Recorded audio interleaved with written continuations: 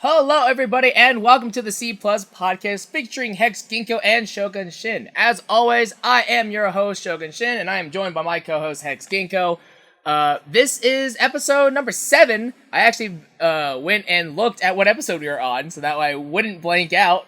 Very exciting stuff. But yeah, this is episode 7, and this is just a variety podcast that Hex and I do, where we talk about comics, games, things that are going on in our lives, things that interest us. It's mainly just to, kick back, relax, and just kind of just talk things out, Oh.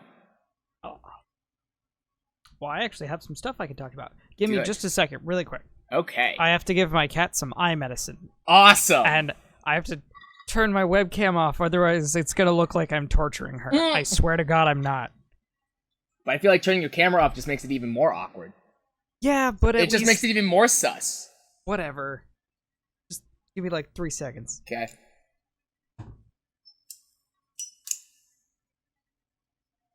Oh, shit. I just realized that I am not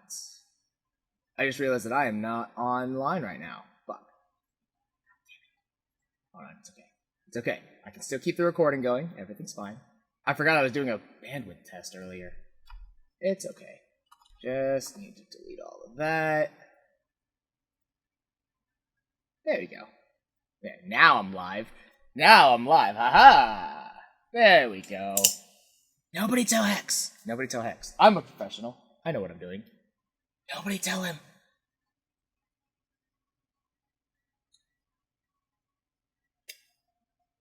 It's been more than 3 seconds. He's not back yet. I'm back. Ah, fuck. Okay. Aha. Did you hear anything that I said earlier? No. Okay, good. Excellent. I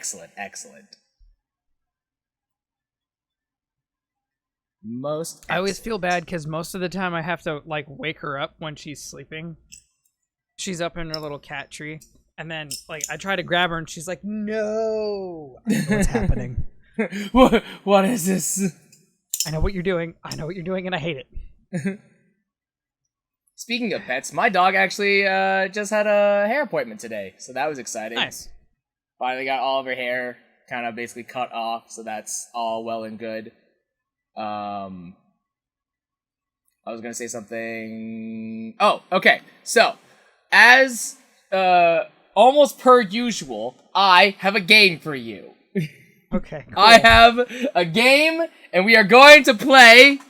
So I got inspired. There's a improv comedy channel that I follow called the Valley Folk on YouTube.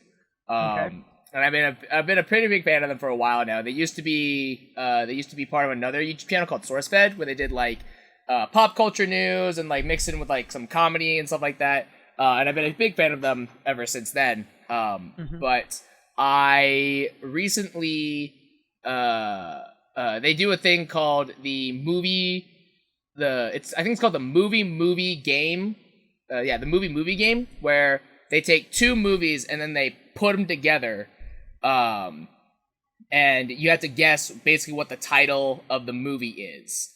You take 2 plots of the movie and put them together, and then the title is always like a portmanteau of the 2 movies together. And so I was watching one of the recent episodes, and that got me thinking, hey, this would be really fun, but let's do it for video games instead. Okay. And so that's what we're going to do. So I made, how many did I make? 1, 2, 3, 4. I made 5 of them. All right. And I'm going to read you the plot of the game, and it's your job to guess what the title is. So I'll give you an example one, okay? Okay. All right. So here's the example one. 2 weeks after the first infection, 4 immune survivors, William Bill Overbeck, a Green Beret and Vietnam veteran, okay, Zoe, a college student, Lewis, a district account manager, and Francis, an outlaw biker, make their way through the USS Ishimura, where they meet an engineer named Isaac Clarke, who is trying to find out what happened to his girlfriend, Nicole Brennan. Okay, yeah, it's Dead Space. Okay, so what's the title? Yeah. Put it together. The title of what? Put the 2 games together, and you get the title. Left 4 Dead Space? Exactly. Left 4 Dead Space. Okay. All right? That's how this game's gonna go. All right. Okay. Yeah, I can do that. All right.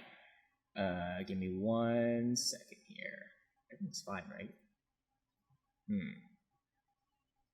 All right, hold on. I gotta check something real quick because my Twitch says I'm offline. Streamlabs says I'm online. Someone's lying to me. I'm just recording. Good for you. So, that's all I have to deal with. Weird.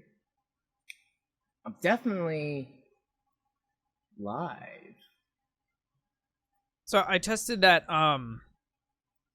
whatcha thingy? The noise suppression powered by Crisp thing. Oh, yeah, on Discord?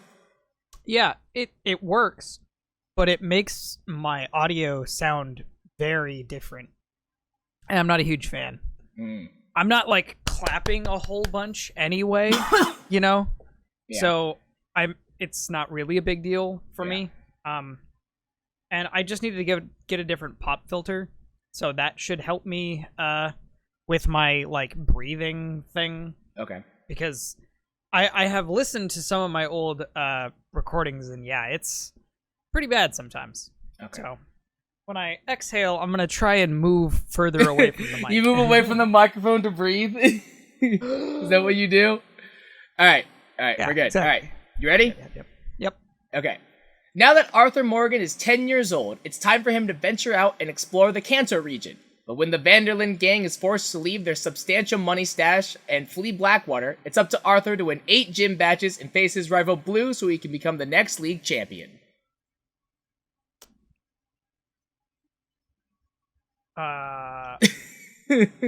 Fire Red Dead? You're close. Red Dead Fire Red? Think of it like the whole title. The whole title. Pokemon Red Dead I don't know. You're close. No, you got it. You got there. So Pokemon Red. What's the other game? Pokemon Red Dead Redemption. Yep. Pokemon Red Dead Redemption 2. 2. Because Arthur Morgan, yeah. Yeah, okay. Yeah. Alright. Next one.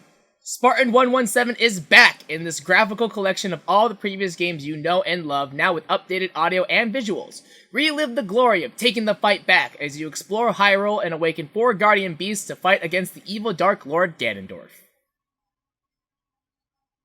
This one's a little bit harder because it's a portmanteau, so it's the 2 titles mashed together somehow. Yeah.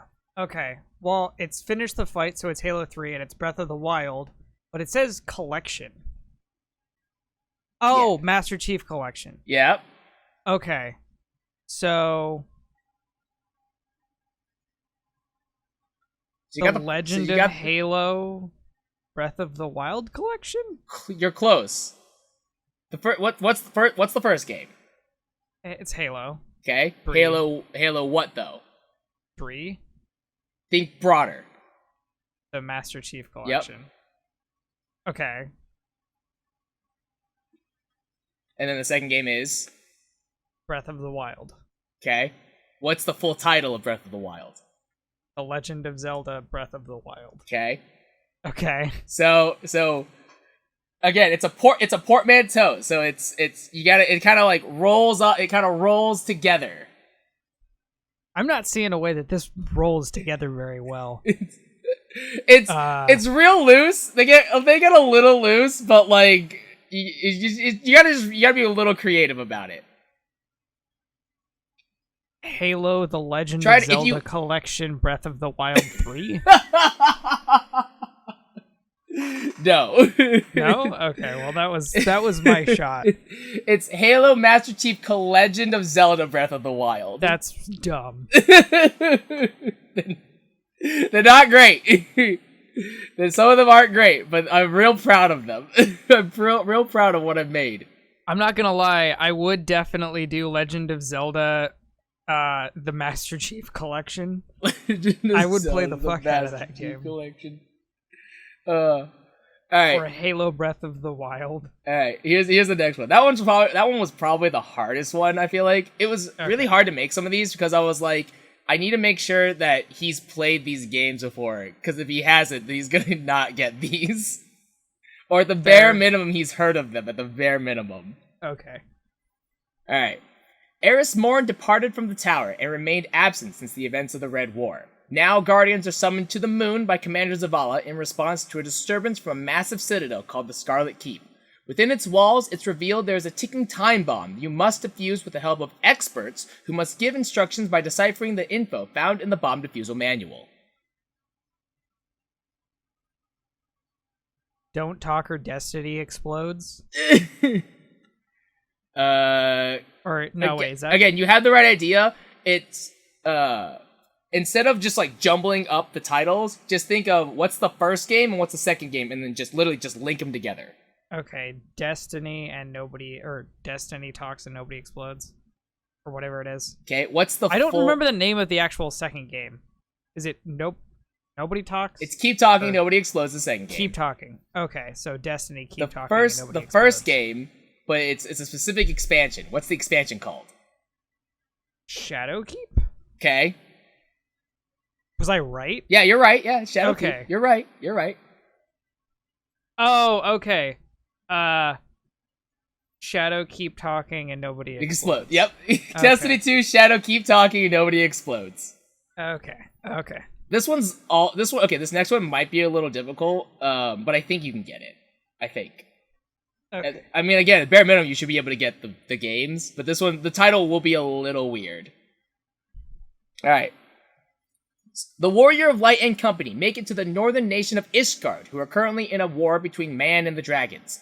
There they meet up with Estinian, a Tenno who awakens from a century-long cryosleep and is guided by the mysterious Lotus through the difficult situations with the use of biomechanical suits to channel their unique abilities.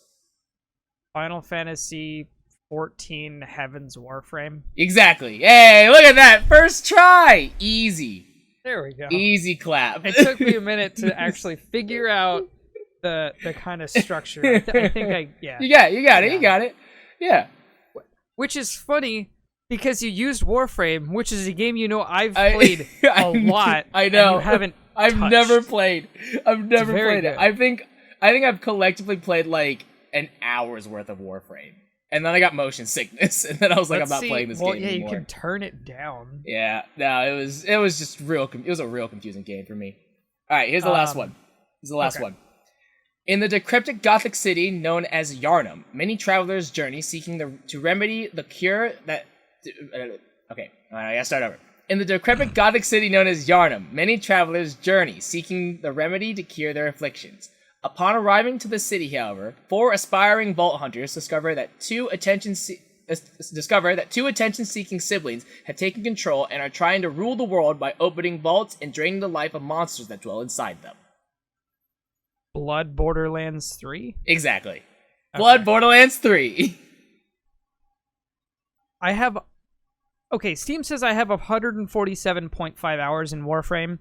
I definitely haven't played that much. I've probably played about 100 hours, maybe 120. But still, I've played it a lot. That 47 minutes or those 47 hours are just you on idle. Probably. Or downloading. Nice. Yeah, I did spend a lot of idle time in Warframe because it barely kicks you out. Yeah. So I was just like, screw it, I'll just stay in, I guess. Whatever. Yeah. So thank you for playing the video game. Yeah, that was fun. Yeah I spent a good hour making these. Damn. It was so difficult because the first thing I had to do was I had to think of the title. Because I was just thinking of games, and then I had to just be like, okay, where can I stitch the second title here? And then I literally went online, and I just looked at a list of games that were in alphabetical order, and I'm like, what matches here? And then I had to and then combining the synopsis together was probably it was also really difficult. But yeah, eventually, I might do these with comics, eventually. So I might do games and then mix them with comic books as well. I already thought of one. Might actually get harder. Yeah. I already thought of one that that you would probably get because it was a comic that we talked about earlier beforehand. Let me see if let me quickly pull up the synopsis of both of them. Ow. And I'll make one right on the spot because this was one of those oh, this would be a really good one. Why are you grabbing my finger?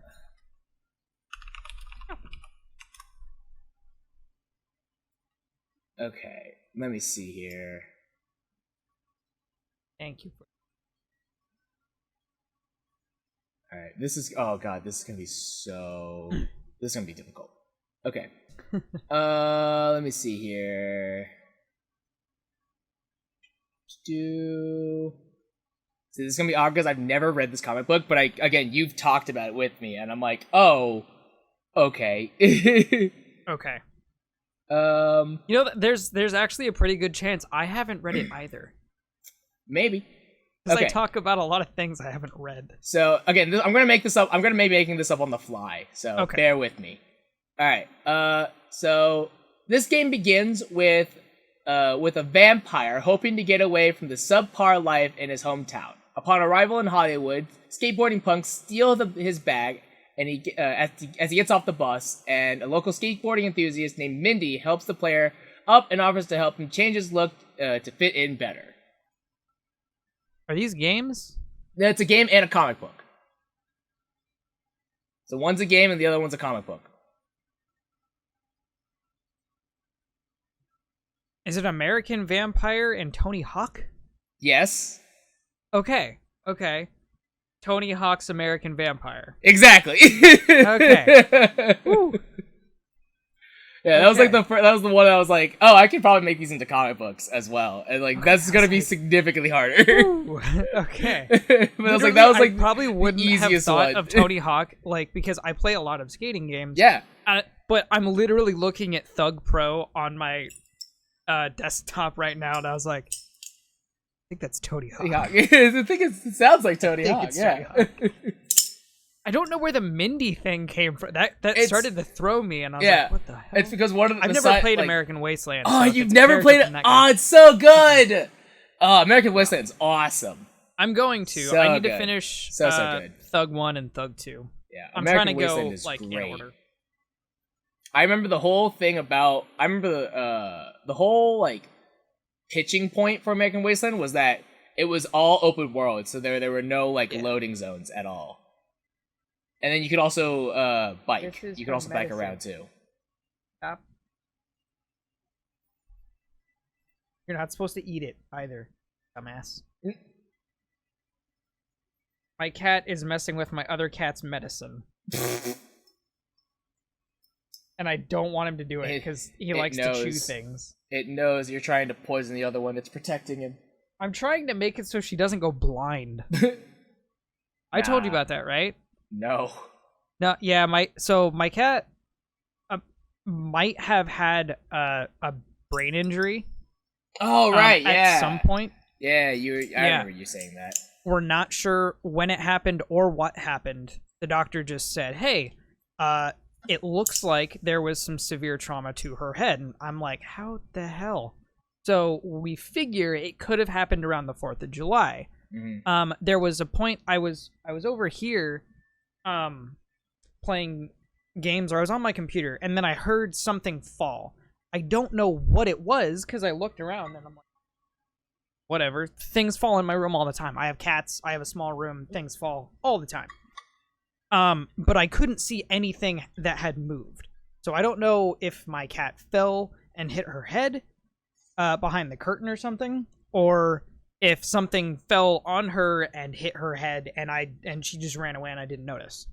So the doctor has been having me put medicine in her eye because both of the pupils are not symmetrical anymore. Mm-hmm. Yeah. So it could be the results of a brain injury. It could have been some sort of aneurysm, or it could be glaucoma. It could be a whole lot of not great things. It's a whole list, and we just don't know what it is. Yeah, and we don't know, and the medicine seems to be making it a little better. That's something that I've learned from going to the doctor's office, as well as just watching a bunch of like medical shows, is that really all like it's just trial and error. Yeah, diagnosing anything is just like doing those what do they call it? It's like those plant keys where it's like, does it have like pine needles or maple leaves? Go to step 1 or 8, and you just kind of follow that track. Yeah, well, yeah, it's like the keep talking and nobody explodes thing. Does it have this? All right, then we're going to do this. Yeah. If it doesn't have this, then you're screwed. Yeah. It's like, oh, okay, well, my cat exploded. Neat. Yeah. But she's doing good. She's been a lot better. Like, she isn't noticeably worse at all. She's just doing her normal thing. She's just an idiot and likes to jump off of things. Nice. But yeah. Anyway, so I went on a little vacation to the coast. Which coast? The Oregon coast. The West Coast. The one I live near. It's because it's only a 2-mile drive, or not 2 mile, 2 hour drive. I wish it was a 2 mile drive. 2 mile drive. It's like 10 minutes away. Yeah. Yeah. So going to the coast is really easy for me. For you, it's probably it's not that easy. It's like a little difficult. An 8-10 hour drive or something. Easily 5 hours minimum. Oof. Easily. Yeah, it's a little bit easier for me. And ours are a lot nicer than yours. Like, the East Coast beaches are not great. I've been to a couple of them. They're pretty gross. But the West Coast beaches, they're very nice. Very, very nice. So during that time, I sat in a hot tub for most of it and read some comics. And so was supposed to have been reading Rumble, Volume 2. Yeah. Which is something I neglected to do entirely. Yes. Even though I'm already 2 issues in. Or I have finished 2 issues, so that means there's only 15 issues left. So I read 22 issues of the entire Dark Knight's Metal run. Okay.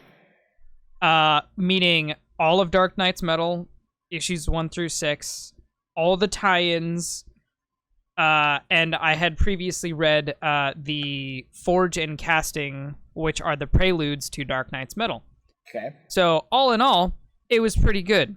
I would definitely recommend reading it because it's Scott Snyder, who is the guy who wrote some of the Batman stuff that you read that I have recommended. Right. Even though you didn't read his best story, which is hilarious. Just happened to miss it. Yeah, you just happened to miss the best one, which is the start. Just sort of glossed over it by accident. You know, hey, you know this happens. 13 issue stretch that's badass. Yeah, let's just start at issue 25. Yeah, look, if they wanted me to start there, maybe they should have been clearer about it. You know, the number 1 didn't give it away, but yeah, exactly. Cool. Should have just been a little bit more clear. Yeah, whatever. Yeah, it's fine. So, I don't know what you know about Dark Knight's Metal other than nothing. Okay. You know absolutely nothing? I know some things, but not enough to formulate a theory. Okay. So do you know how Marvel and DC operate pretty differently on their, like, uses of reboots, right? Yes. And timelines? Yes. Okay, so DC, a lot of people have issues with DC because they have rebooted and restarted their timelines several times because things get confusing and they're over bad time. At it. They have been bad at it. They're trying to retroactively fix a lot of their problems, which is fine. Everybody does it. Marvel does it all the time. Like saying that DC does it is like, but Marvel's good at it. No, Marvel has been really shitty at it too. I feel like as of late, DC has not been great at it. They've been better, and that's the whole point of this. That's the whole point of Rebirth. That's the whole, since like 2016, I think. I think so, yeah. When it started. They have been better at it. Not great. And Marvel's is very infrequent, but over the course of everything, I would actually say that it's been pretty bad. It's just, it happens gradually, and since everything is one cohesive timeline, it's not like an abrupt stop, so you don't notice. Because there's a lot of character changes in Marvel that's really fucking weird, but then, oh, hey, we're just going to ignore that, even though it's a singular timeline. At least DC will be like, hey, we fucked up. We're going to start from the beginning. Yeah. It's a weird kind of dichotomy thing. Anyway, so DC does these things called crises every once in a while. It started with Infinite Crisis because there were too many worlds and too many instances of different kinds of superheroes. So they were trying to collapse all of the multiverse of DC into one singular Earth. Yep. And then pretty much immediately after that, they made new Earths again because they're stupid. Yeah. And then there was Infinite Crisis. So Crisis on Infinite Earths, then Infinite Crisis. And wait. Crisis on Infinite Earths and Infinite Crisis are two different crises? Yes. Okay, continue. Yes. Okay. No, sorry. The next one was Crisis in Time. And that one was really bad because it was Would you Green call Lantern. it a time crisis? Yeah. It was a time crisis, but not anywhere near as cool as the game. Damn it. Where I believe Green Lantern was the bad guy the whole time. Okay. Interesting. Because he was trying to turn time back to make Coast City not be exploded. I don't remember. I read it one time. It wasn't very good. And it was one of those crises that people are like, oh, hey, that happened. Okay. It didn't really do anything. Also, because the whole point of crises is to like kind of reset timelines and kind of make sure everything works. Yeah. Nothing really changed. came out of it. Yeah, not much came out of it. Yeah, I think what happened is like there was actually a timeline, like a dedicated one, instead of like, hey, we made one up, but we're not going to tell you what it is. At least this one like gave you a visual representation of what it was.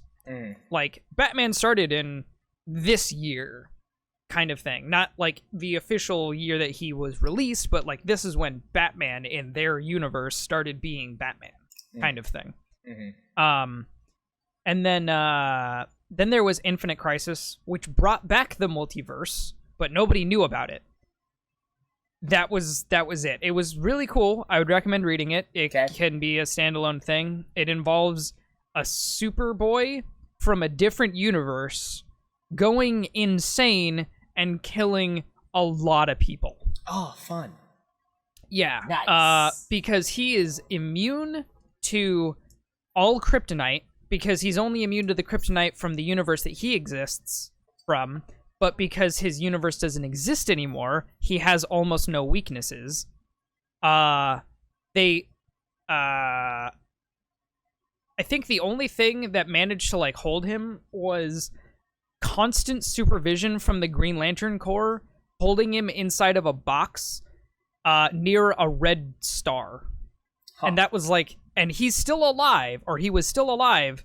He was just locked away. He was just that was it. Oh, he's wow. still crazy powerful. He like carved an S into his chest with his fingernail. It was weird. Ooh. He's cool, but he's scary. And then there was Final Crisis. I didn't read that one. It's daunting. It's by a writer who a lot of people are like, the only person who understands Grant Morrison's writing is Grant Morrison. And from what I've read, that's true.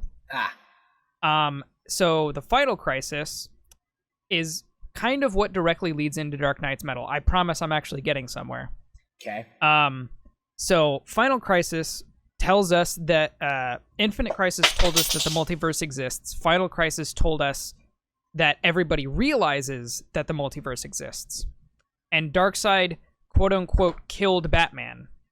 That was kind of the thing that leads in Dark Knight's Metal, right? Okay. So when Darkseid killed Batman, he sent his consciousness back in time, and in doing so, alerted a multiversal being from the Dark Multiverse, which sets up Dark Knight's Metal.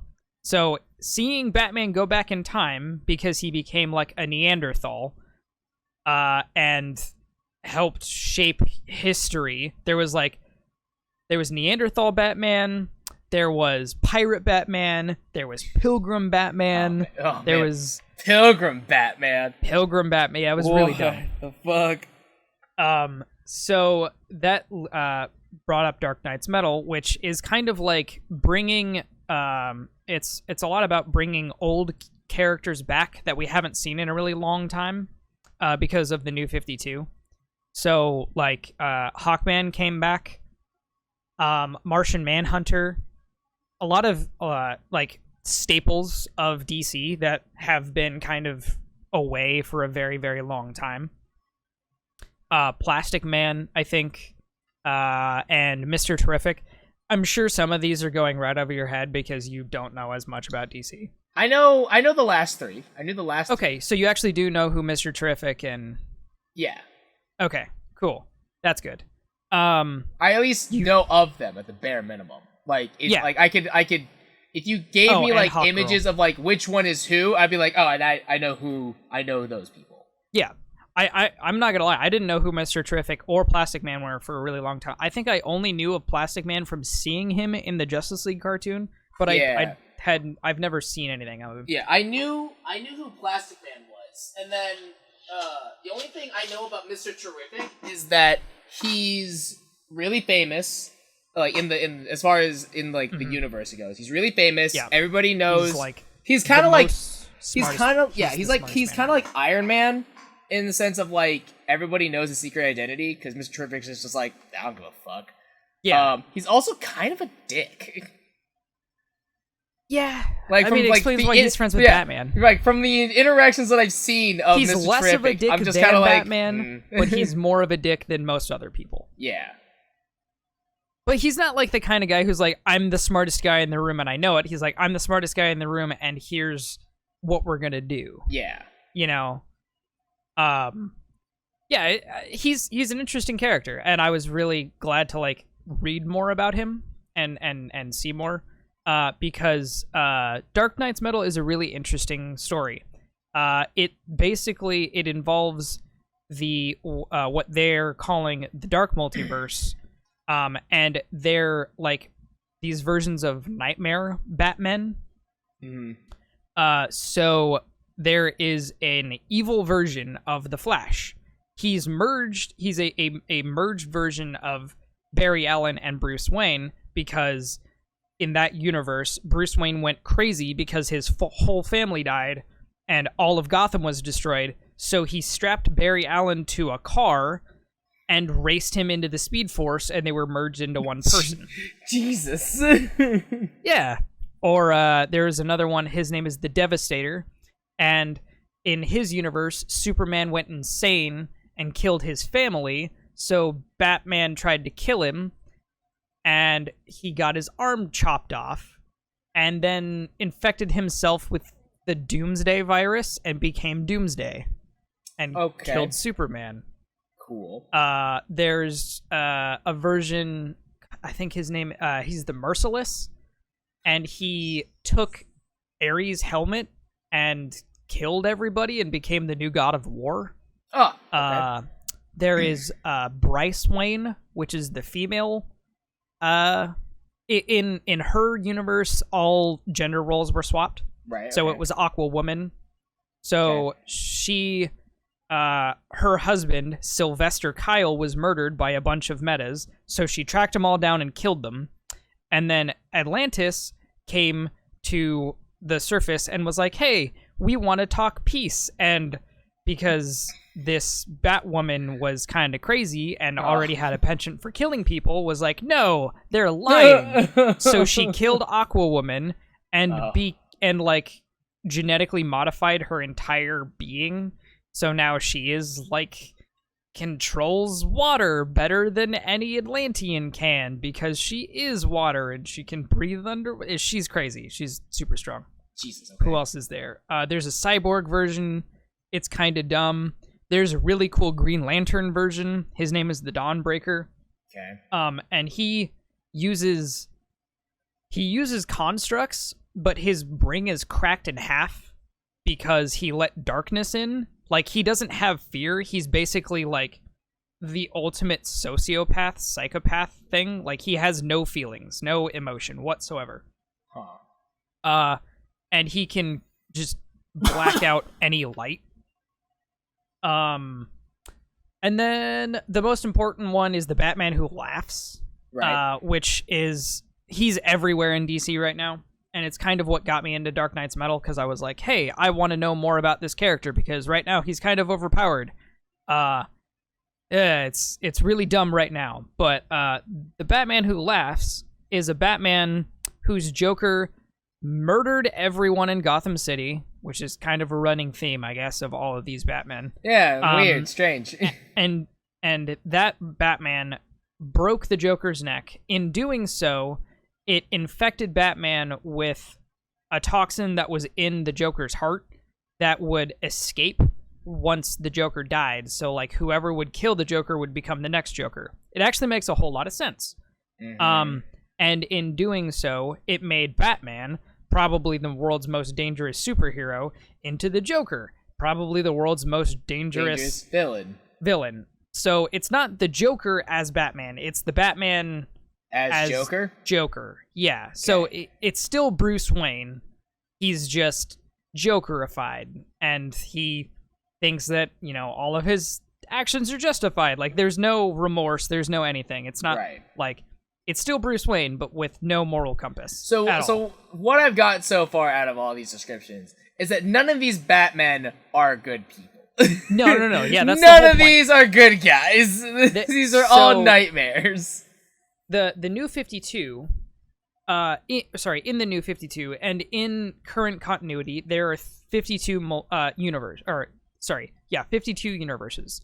There's, or I guess 53, because there is Earth Zero, which is the one that the current one lives on, or the current timeline is on, right? But this dark multiverse is like, hey, there's also an opposite. So you have Earth 1, what about -1? So all of these guys come from negative universes. Okay. So this is acting as another crisis. So we know that the multiverse exists, but now there is the negative multiverse, the dark multiverse, like the antithesis of all things happening. Right. And it's opening up the possibilities of, like, dark versions of Superman. And there was, like, what if Wonder Woman was Cheetah, or she had a ram's head? There was a bunch of weird junk. But the whole point is that, you know, this is about Batman. He was the key to bringing the dark multiverse into existence, or like, having people know it existed. And the whole goal was to try and bring the main Earth into the dark multiverse so that they could spread the dark multiverse into the positive universe. Right? Because they just want to destroy everything. Got it. And it was really good. It was really well done.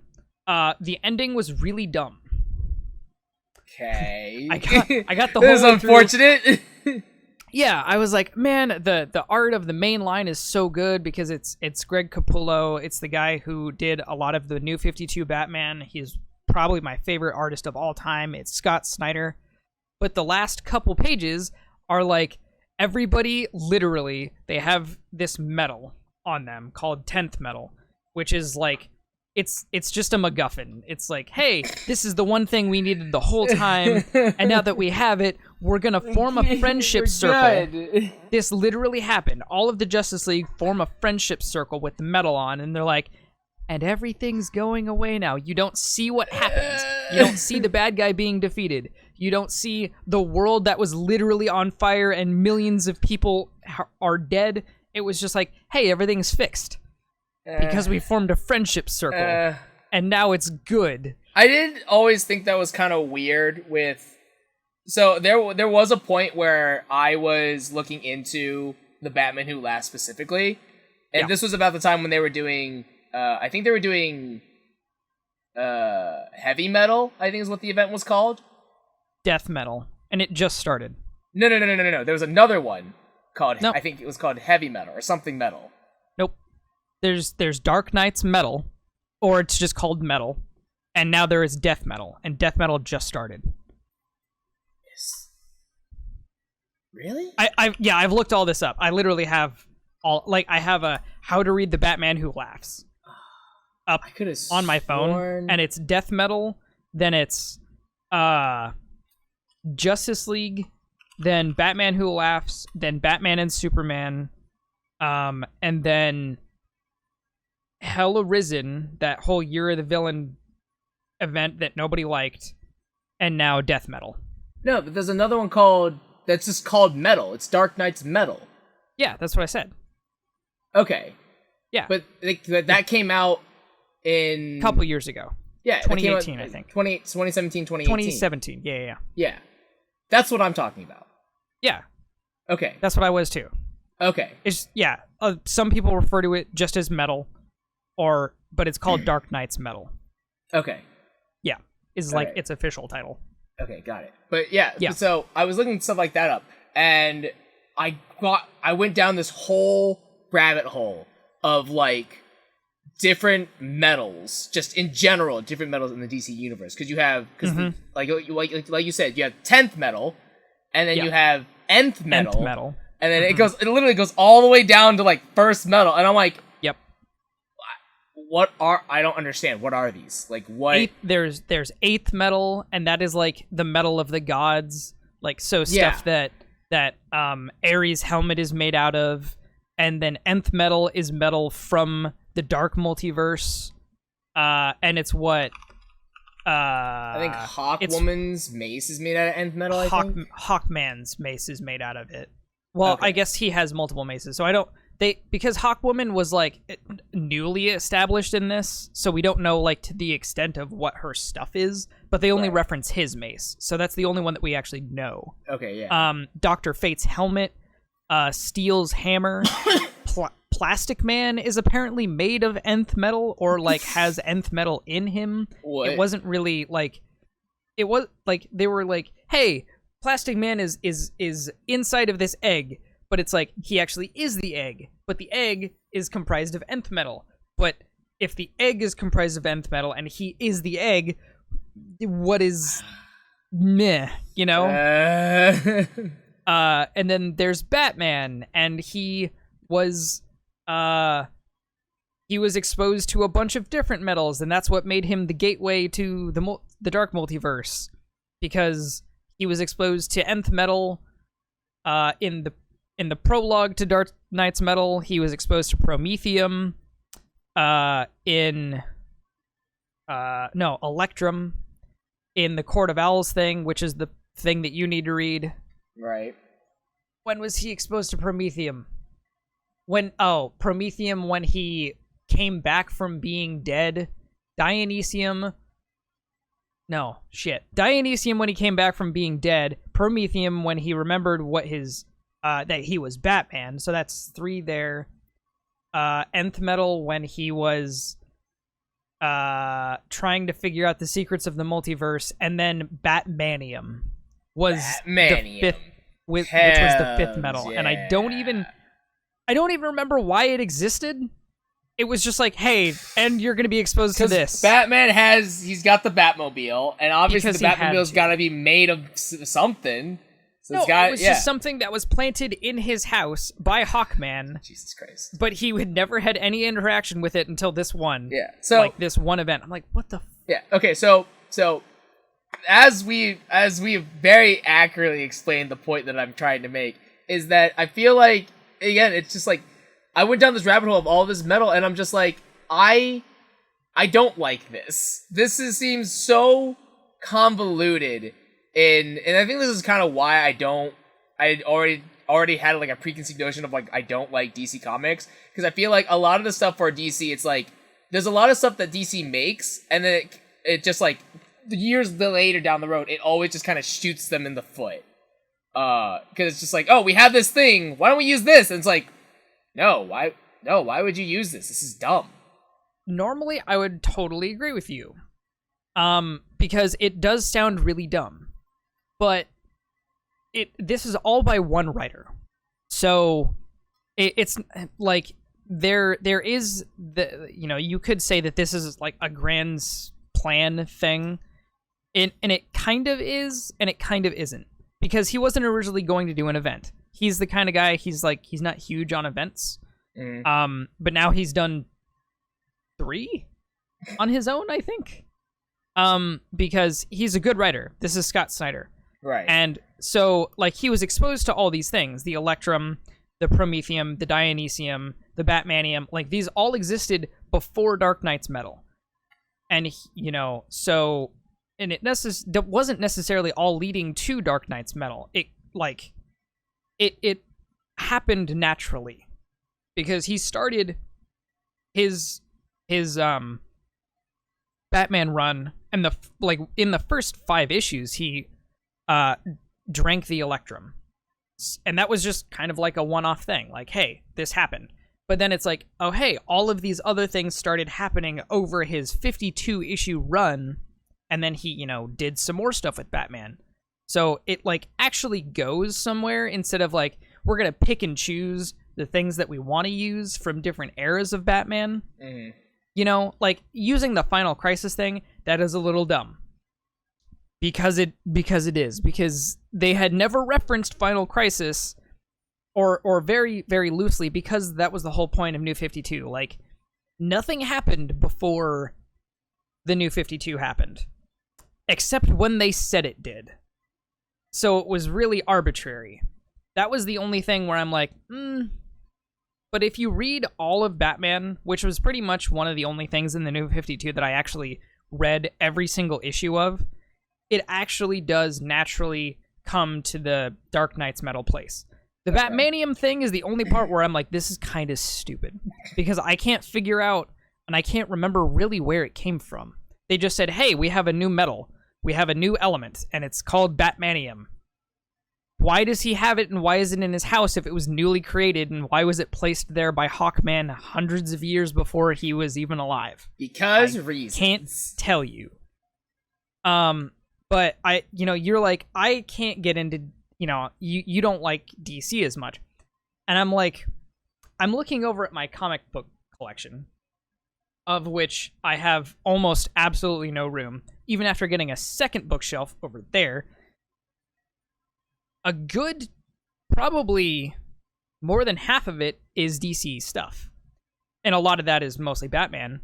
But I just like DC better.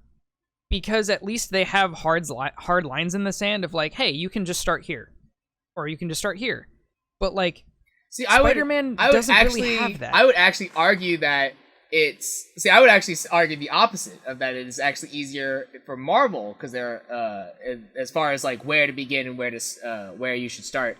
Because I feel like with DC, at least in my experience when I was first trying to get into comics and stuff like that. With DC, it was a lot, because again, I like reading stuff that is canon. I like reading canon stuff. Yeah. And so with DC, and this might just be because of the recent kind of reboots, like New 52, Rebirth, that kind of stuff. Maybe that's why things kind of got a little jumbled for me. But that's something that I struggled with when I was first getting into DC Comics, was that I could never really find where is current canon for DC Comics. I had a hard time finding that line, as well as trying to get, just when you, even with starting with comics in DC, I felt like there was a lot of you had to have a lot of preconceived notions, or not notions, but you had to know stuff about what you're reading. It wasn't just you start reading and then you kind of already okay, I get what's happening. But it was more you start reading and it's okay, but what is this? Oh, well, that ties into something that happened in another arc back a couple of years ago. It's okay, but then what's this? Oh, well, that was in issue 834 of Detective Comics. That was published 3 years ago, and it's I felt there was no.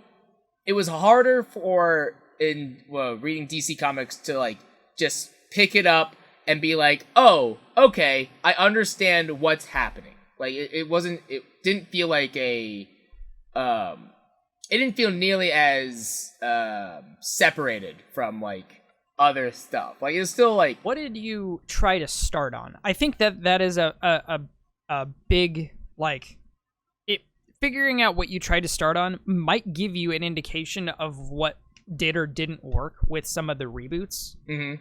Because starting with Batman in the New 52, because I did that.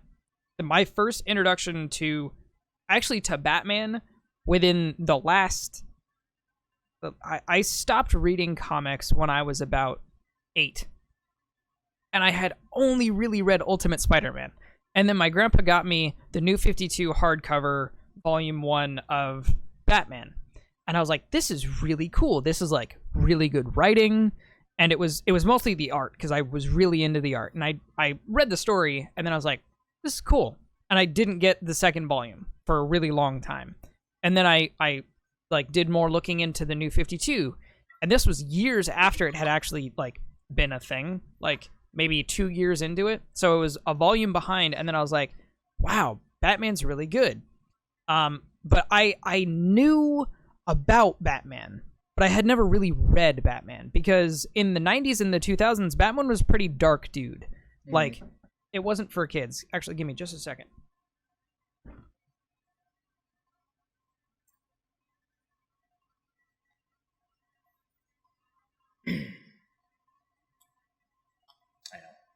I don't know if he just stepped away or not. I can't see him.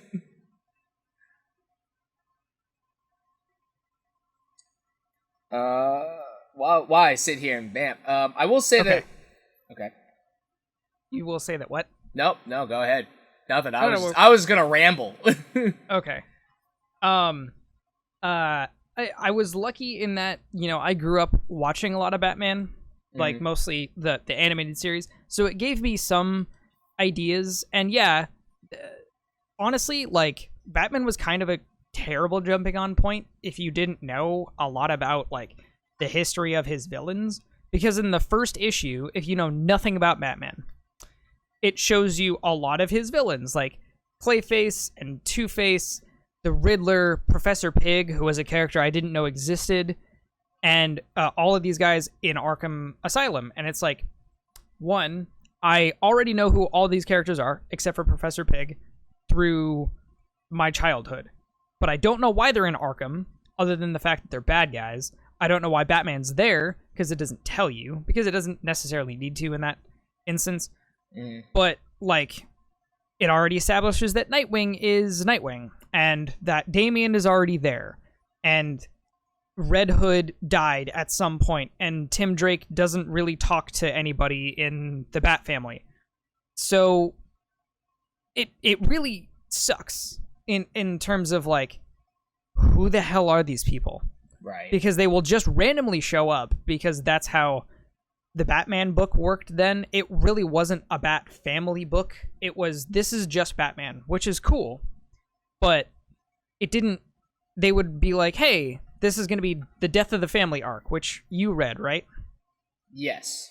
The one where Joker kidnaps all of the Bat family and then pretends to chop their faces off. Yeah, like, if you didn't know who Batgirl, Red Hood, Damian Wayne, Nightwing, Red Robin, and Alfred are, who the hell are these people in this Batman book that have never referenced these people before?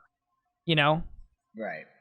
So, but, like, that can be said about a lot of other comics as well. Like, it did have a definitive starting line. If you go and you read another, like, any other, just about any other New 52 that started with a number 1, except for, I would say, Green Lantern, because those are the two that were like, hey, these have a long history and a huge mythology behind both of them. And also Green Lantern was super popular at the time that New 52 started, so they didn't want to reboot everything that happened to him. Right. Animal Man, Superman, Aquaman especially, and a few others here and there had definitive starting points, and they were really good. Animal Man is fantastic, as well as Aquaman. Aquaman is so good. Also, The Flash. It does require that you, like, understand Flashpoint, but that happened right before New 52, so it's really easy to go back. You don't really need to know a whole lot about Barry Allen. You just need to know that he died a really long time ago, and Flashpoint, he came back, and then New 52, he's here. That's all you need to know. Okay. So, but, like, you go into Marvel, and you look at Spider-Man, because I know you like Spider-Man, and you've read a lot of it, and I have collected and read a shit ton of it, they reference things all the time from decades back. It's kind of an issue because I'll agree that they do like the references, but that's something that I appreciate though, is that the fact that there is a reference at the very least. Because I feel like whenever with DC, a lot of the times, I mean, they do so now, like they do give references of like, you don't know this, like check out this. They do that now with the current stuff, but I will admit that like in previous stuff, they would like just talk about stuff out of context, and you'd just be kind of lost of like, oh yeah, I don't what happened in this. But I feel like with Marvel, I feel like that's like a staple of that Marvel has like always done, of like, we know that they understand of like, we know that we're gonna reference stuff out of context, and we know that there are some people who obviously don't know what we're talking about. Yeah, they've definitely done that since the 80s because there was a uniform timeline. So they have been on top of the ball in that regard for a long time. Yeah. But there's an issue in keeping the one timeline problem. Go ahead. Right. Yeah. Well, yeah. Well, I was just saying, but I think that's probably one of my biggest issues that I had, at least getting into DC Comics at the very least. Like getting into them, it was that point of like trying to like being almost freshly new to DC in general. Like, yeah, I know who Batman is, I know who Superman is, I know who the big heavy hitters are.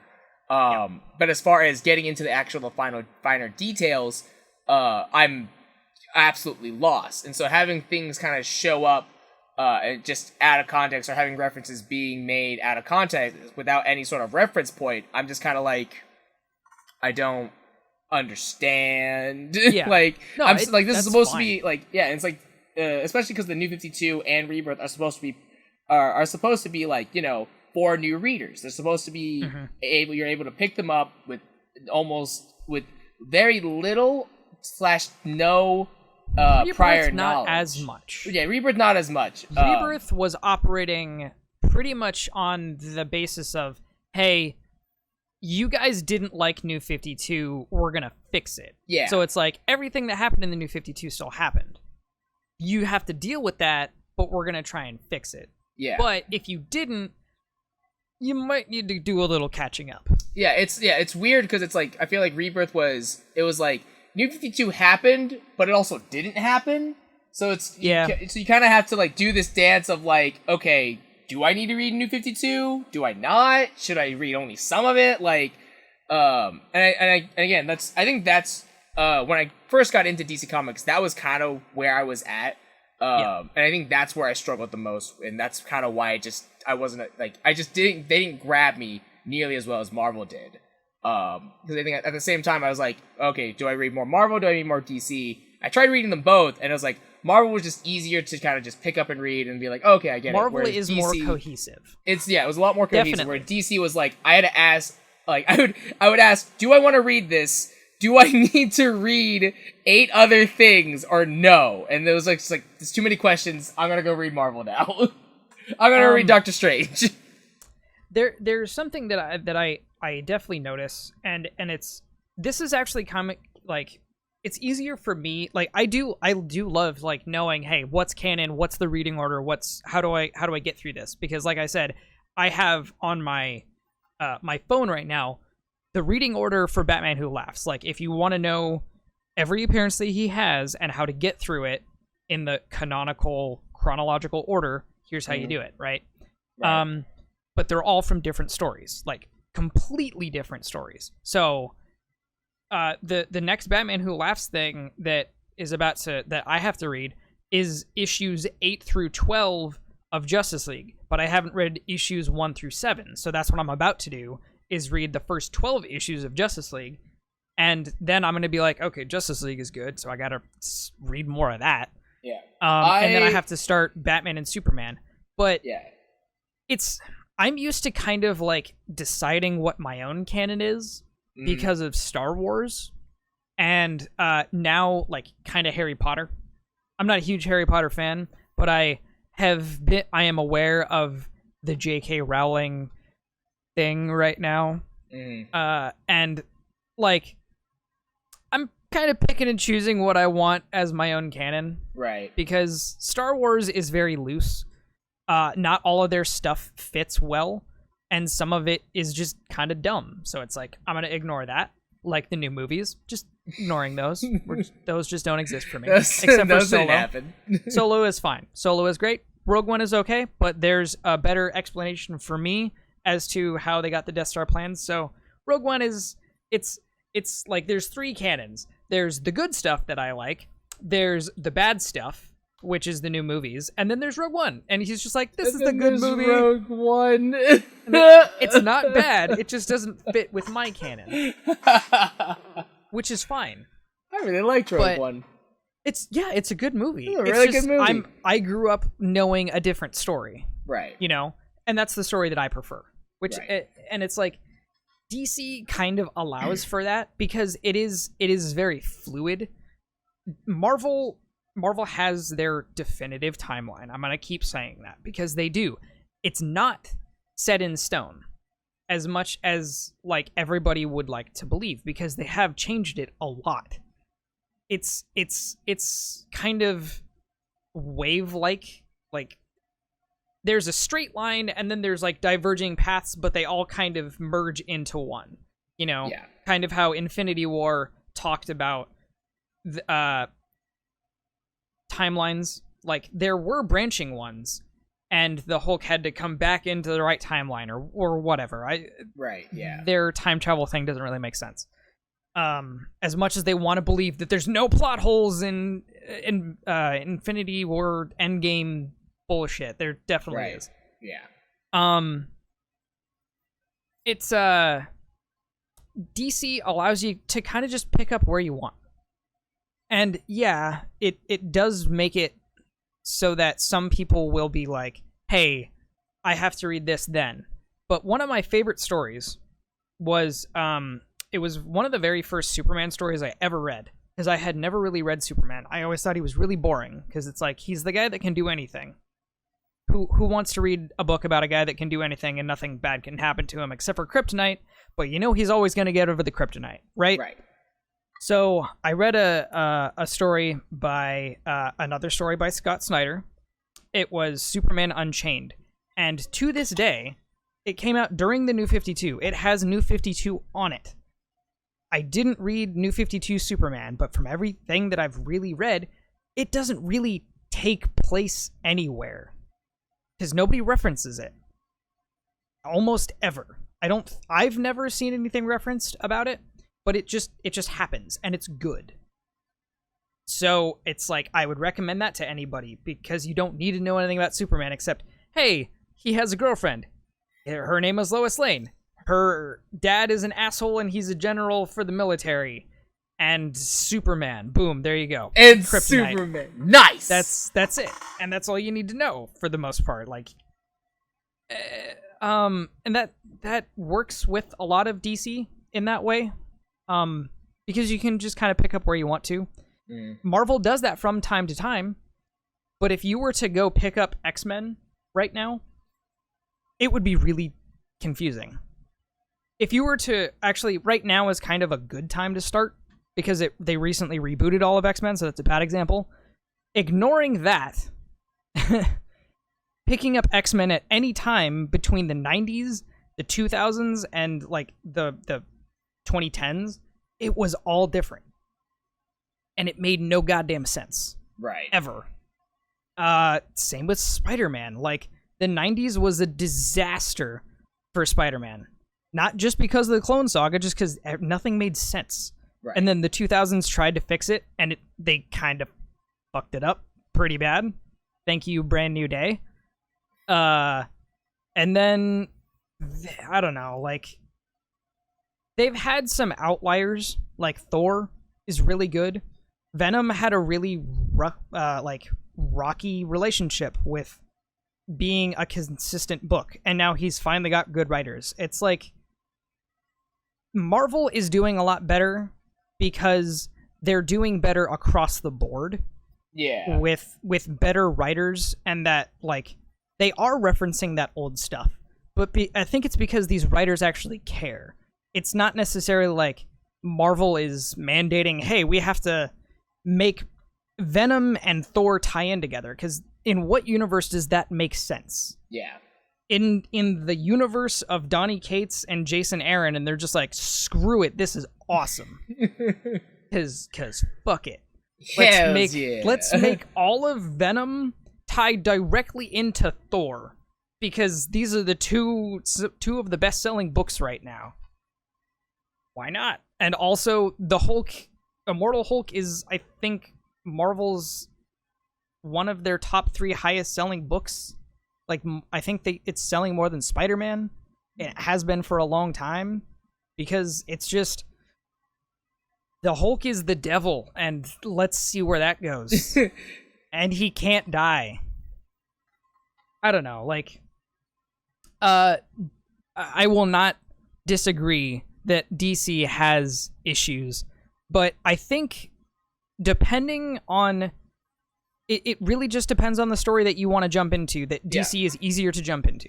Jumping into Spider-Man is really hard. Yeah. Well, so here's something that I want to circle back to that you said earlier is, sure. I feel like for us as individuals, I think it makes more sense as to why you prefer DC and I prefer Marvel, and it kind of centers around one of the sole points that you made was as far as your canon goes, your definition of canon is a lot more fluid than my definition of canon is. Yeah, because mine had to be. Yeah, it's like for me, I hate that. I hate that idea so much. Too. I've just gotten used to it. Yeah, but because... for me, I care about I want a more this is the timeline. This is what matters. This is what's important. And so with Marvel, and I will admit also that with Marvel, having a cohesive timeline or having all these multiple branches and then they all kind of snake into one specific timeline is really helpful. But I will also say that obviously does come with its problems. Mm-hmm. Like bringing back older characters or reintroducing certain characters into stuff, because it's hard. It makes everything a lot more constrictive. Yeah. But I do like the fact that it's with Marvel, for me, it's you can a lot of a good chunk of it. You can basically pick up an issue, kind of get an idea of what's going on. Yeah, you're a little lost, but then it's you just kind of keep going on. You just keep moving on. It's step by step. Oh, it's okay, I understand I understand what's going on at the very least. Whereas, or at least I understand what's going on, and I have an idea of what happened prior, and then it's if I want to read those issues, then I can, because they all tie in somehow. Mm-hmm. With DC. It's that with that fluidity, I hate it, because I'm just well, what? Because it's I wish, I guess, and maybe this is just me not looking in the right places. But I wish that with DC, it was easier for me to figure out what matters and what doesn't matter. That's hard. Yeah, and that's and I think that's the difficult part that I have with DC. It's that it's harder for me to figure out. It depends on what you want to know. Exactly, yeah. It's it all depends on what I want to know, and it's well, what? I think that's the most frustrating question, is that I know what answer I'm looking for, but I don't know what question I need to ask. Yeah. So it depends on what you want to know, but it also but you have the question of what should I know, and it comes back to, well, what do you want to know? Yeah. It's a weird vicious cycle. Yeah, you just keep going in a circle. What do what do I need to find? It's well, you gotta find it. You want to know really the thing that made me not give a crap about continuity? I have to bring up a visual representation really.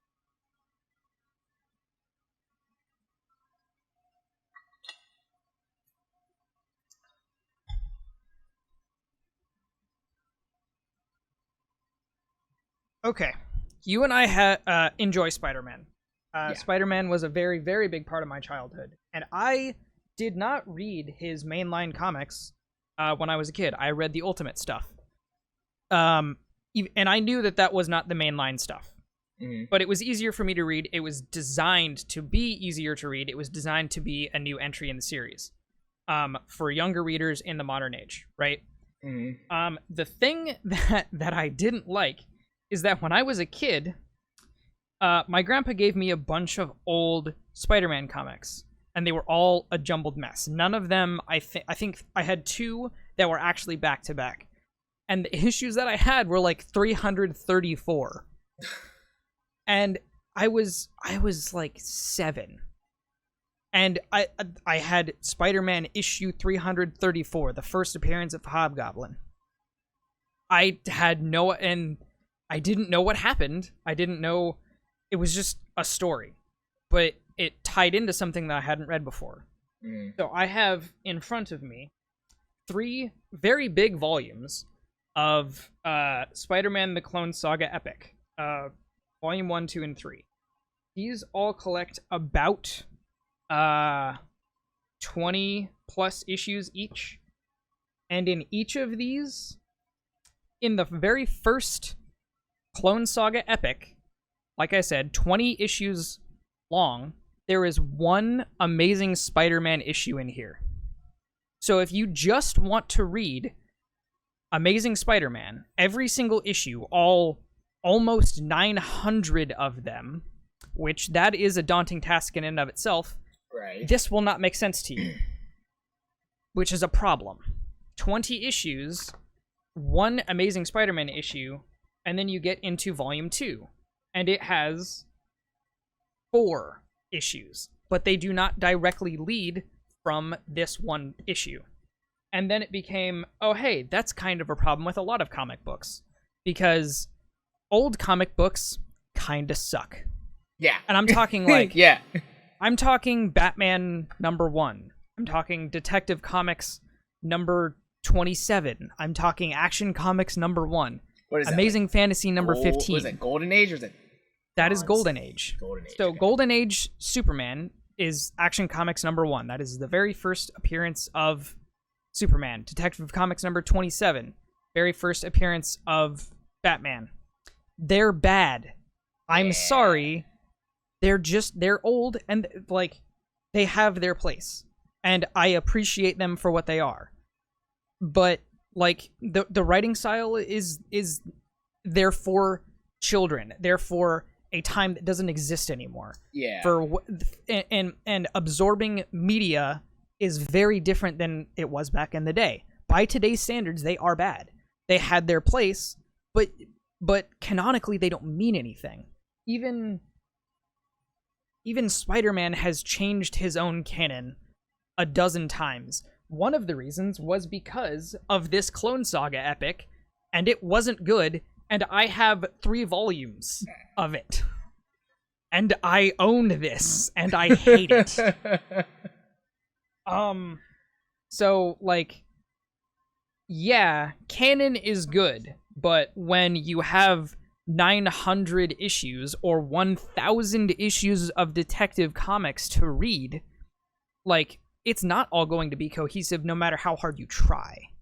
So being able to pick and choose what you want makes it a little easier to digest, even though it makes it a little bit more confusing to try and find the stories that connect with everything. Right. Yeah. You know what I'm saying? Yeah. Like, it goes for everybody. Like, Thor has had some really shitty comics, but I love Thor. You've read more of Thor than I have. Yeah. You started on Jane Foster Thor. Yes. And I was like, hey, have you read Mighty Thor, the thing that leads directly into Jane Foster Thor? And you're like, that was a thing? Like, yeah, and it was really good. Yeah, it was great. It was, yeah, it's fantastic. Some of the best art, some of the best writing. Jason Aaron's an amazing writer, but you didn't know that it was a preface to that. I want to ask you something. See, as far as getting into like a new comic, all right, getting into a brand new comic, what are some of the things that I guess that you look out for, and what are some of the things that like get you to read a new comic? So if you're let's say you're just in a comic book shop, okay? You're just in a comic book shop, you're just browsing. What are some of the things that like get you to pick up an issue and be like, I'll keep reading this? Well, I don't do single issues anymore. For one thing, I really just do trades. So I'll answer it twice. Because I used to do trades, so I do have a mentality. I used to do single issues, so I do have a mentality for that.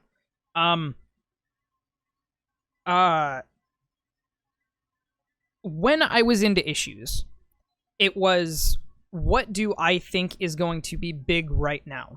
What do I think has longevity? Because a lot of books get canceled. Mm-hmm. And then I go into, so it's like, hey, I know Batman's always going to be around, so I'll read Batman because I at least know what is happening here. I would never have picked up an X-Men book unless there was a writer that I knew was really good or an artist that I really liked. Art is very big for me. Okay. Art can sometimes be enough for me to care about a book, but if the writing sucks, that's different. Like, I can sometimes forgive bad writing. And it kind of works the same way. If there's an amazing writer, I can sometimes ignore bad art. It's actually harder for me to do that. If there's a really good writer that I absolutely love, and it's just terrible art, I'm not going to want to read it. Yeah, because I'm definitely the same way too. Like, art style and like just art in general is like a big factor for me when I pick up a comic book and stuff like that. Like I read Catwoman, and I really like the writing of Catwoman. Who's writing that? I can tell you real quick. I have my tablet with me this time, so I can actually pull stuff up. Let's see here. It's being written by Joel Jones. Yeah. Written and the art. Wow. Yeah. Good for her. Yeah. But so, that being said, I actually really hate the art for Catwoman. Well, I don't hate it, but like it's something that like when I first started reading it, I was just kind of like, I don't really like this in regards to like compared to like other art styles that I'm more familiar with. Sure. And so like getting into it, it was very like difficult for me. It was like there was a point where it's like I honestly may not keep reading this, but again, it was like the writing was good enough for me where it's like, okay, I really still care about these characters and I still want to see where this goes. Sure. So I'll just kind of power through it, and then eventually I just kind of got used to it. I was like, it's just gonna be like this, but I still enjoy the story at the very least, so I guess it's fine. That was kind of the issue that I had with Rumble, and it is one of the reasons that I have a problem just kind of rushing into it like I did. Yeah. Even when I started Rumble, the first volume, the art style didn't grab me as much, but then I was like, oh god, it's so good. This is so great. Yeah. Like, I absolutely love the original art of Rumble. It's amazing. But now that I pretty much solely collect trades, I look at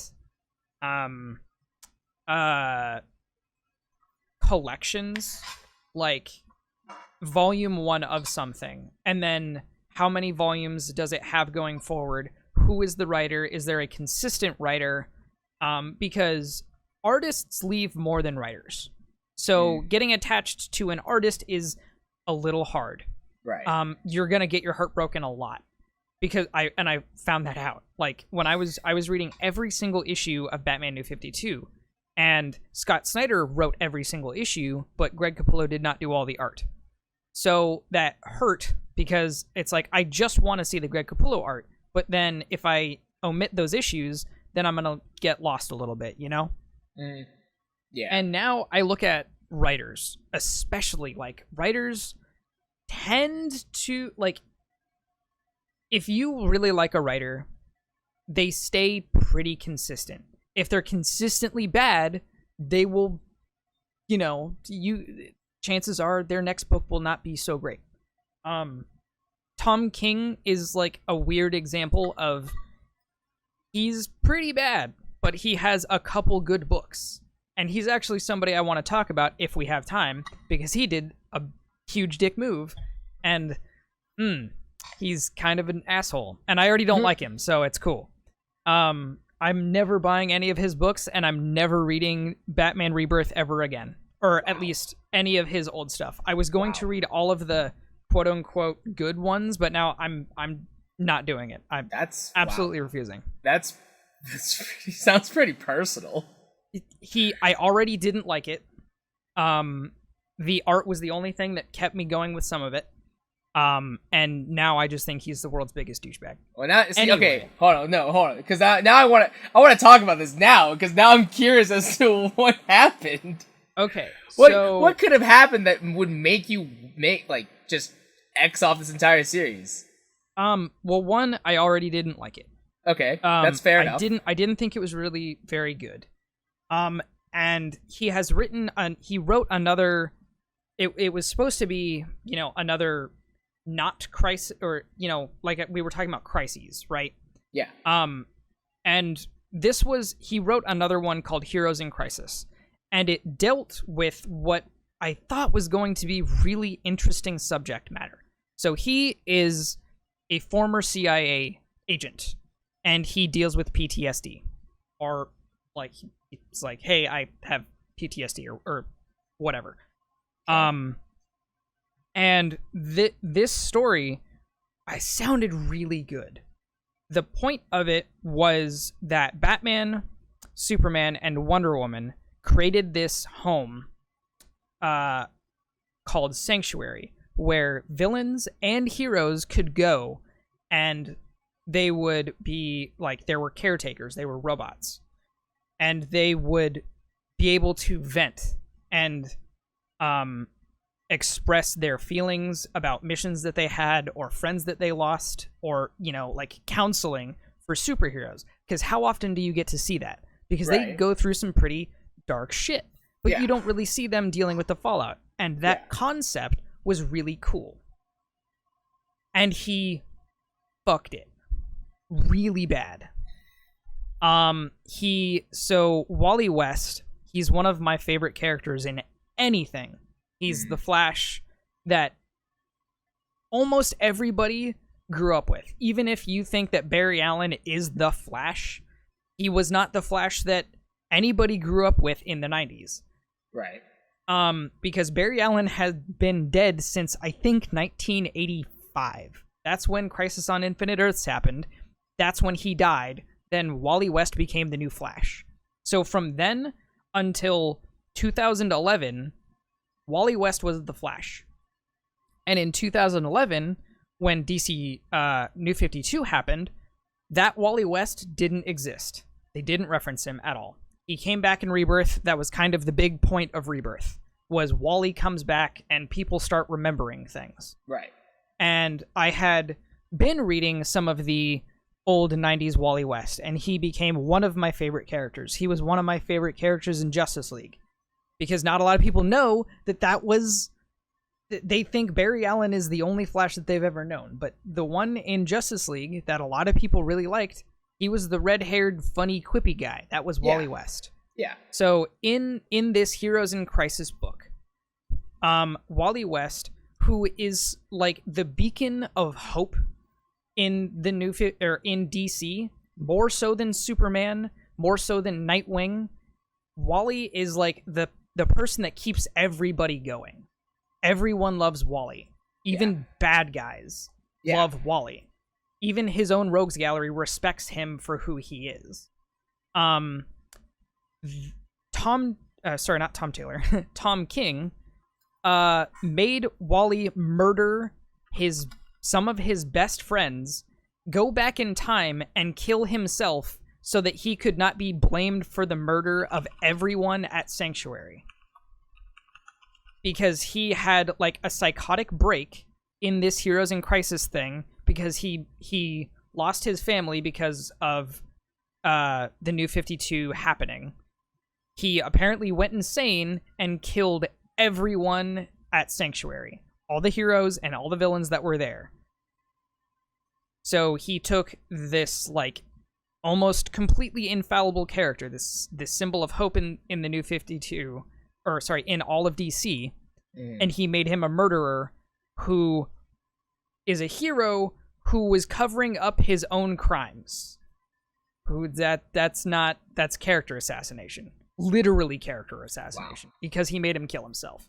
Yeah. He removed his own teeth and shoved them down another person's throat or something. Like, Jesus. He made it get dark in not a good way. So that is not, and then there's the Batman thing, and he's a terrible writer on Batman. He doesn't understand who Batman is, the whole cat, bat, cat, that stupid, it's bad. You read some of it, right? I think so. Did you read any of like the prelude to Batman and Catwoman getting married thing? I read a couple of them. It's not good. But yeah, no, I very quickly lost interest. He murdered Alfred. Bane broke Alfred's neck, so Alfred is now dead. Yeah. And it didn't do anything service to the story, and they haven't brought Alfred back. And recently, so Jay Lee, I think that's how you pronounce his name. Jay Lee is an artist. He's an amazing artist. I think he's Korean, and he has a very distinct art style. I'm sure you would recognize some of his stuff, even if you haven't actually read some of his stories. Yeah, I'll try to... This is pretty famous. This is from his run on... Oh, yeah, okay. No, I recognize some of his stuff. So you recognize some of it? Okay, I recognize the art, yeah. He... DC will ask an artist to just do variant covers, but they don't always they don't go through the writer. They'll just be like, hey, artist, do a cover for this, and we'll put it and we'll release it for this upcoming book. The writer won't always know about it because that's variants are just to help sell issues. Right, yeah. Or extra issues. So they don't even necessarily, have to be on the book, right? Yeah. And Jay Lee had apparently done some covers for a portion of the comic industry called Comicsgate. And it's kind of controversial. Well, it's very controversial. Comicsgate is kind of a weird thing. They try not to have any specific label, but it's in the broadest term, and I'm not going to be super accurate with this, is that they're kind of like a group of white male dudes that just want comics to be about man stuff. They don't want diversity in their comics. They don't want feminist agendas in their comics. They don't want Thor to be a lady. They don't want Spider-Man to be black. This is an oversimplification, but it's the best that I can give you. And he did some covers for some comics that are written by members of this group, because a lot of these guys are trying to write independent comics, and that's cool. Good for them. Yeah. Like, if you can get the comics that you want, then buy the comics, write and make the comics that you want. That's fine. But this Jay Lee is not on Twitter. He's not on social media a whole bunch. He just does art. So somebody is like, hey, can you do a cover for this? He'll be like, yeah, here, pay me, what I want, and you'll get a cover. Right, yeah.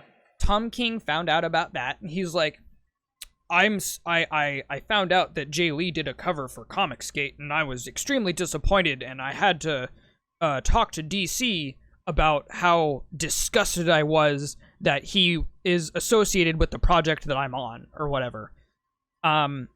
That happened to be the very day that Jay Lee's dog died. And so because of cancel culture and the way that it works, think it good or bad, I think it can be a good thing if it's used in the right way, and not all the time is it used in the right way. So this is an example of that being not good, because Tom King, whether or not you like him, is an influential person in DC, used his I'm a white guy privilege to be like, hey, this Asian man should not get work because I don't like that he did covers for a group that I don't support. And on the day his dog died, that he got bombarded with, like, hate mail and a whole bunch of other shit. He almost lost his job as an artist at DC because Tom King decided to open his goddamn mouth because he felt offended about something he really shouldn't feel offended about. So I will not be buying a single book that he is a part of. Yep. I see. Yeah, it doesn't come out of left field. Yeah, like I literally Googled Jay Lee comic, and like the first two things are literally this entire thing, like this entire not issue, but like story, basically. Yeah, I mean, and the worst thing about it is Jay Lee only did covers for this Comicsgate thing that he didn't know existed, and he only did a cover for the Tom King story. He's not the main artist on it. He has no, like, creative input for it. He's just like, DC was like, hey, do you want to do a cover of Rorschach for this new Rorschach thing that is coming out by Tom King? A terrible writer? Sure, he says. I would like some money, please. Oh, Tom King is trying to take away my job. Cool. Like, also, my dog is dead. Huh. It's really messed That's up. Oh, so and wild. then a day after, Tom King posts and pins a tweet, a video of him being like, I have such a good dog. Wow. After just salt in the wound right there. Yeah, and it's like, easily dude, salt in the wound. Like, wow, all right. Fucking ass. Like, even if that was meant completely just, hey, I have a good dog, maybe don't do it now. Yeah. Maybe don't do it the day after you call somebody out for being a bigot, who is not white and didn't know about this as a white man. Maybe don't do that. Maybe don't call somebody else who is a different ethnicity than you a bigot. That's kind of stupid. Like, not that you can't be, but you don't have all the information. Also, he did not properly apologize, but that's... Right, yeah. Just, do you really need that information? Does that really, like, give you more of a grasp of the story? No, he was just a dick. He was just a dick because he wanted to be. Because he didn't want to get all the information. He felt, as a CIA operative, I know when somebody's being a piece of shit. Yeah. It's actually made me kind of sad because I was in the middle of reading Grayson, and it was really good. But he was not the main writer on it. He was, like, a secondary writer. So part of me wants to finish it. But it's like, do I only read half of the words? Because he only wrote half of the story? Or what?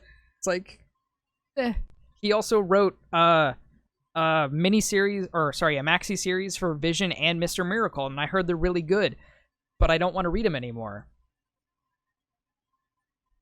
Like,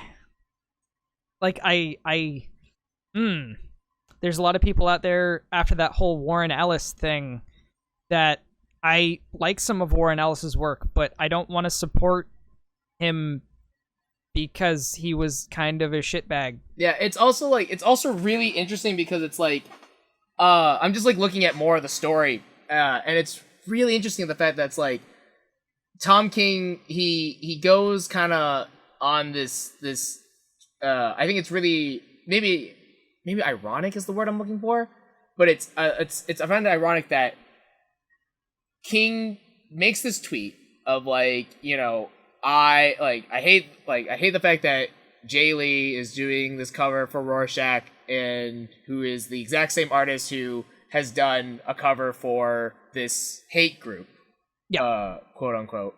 And I mean, but I think it's weird that the cover, like I think it's let's see if I can find it here. What is it? Ethan Van Shriver, who's the creator. Hate him. He's a really good artist. He's a fucking douchebag.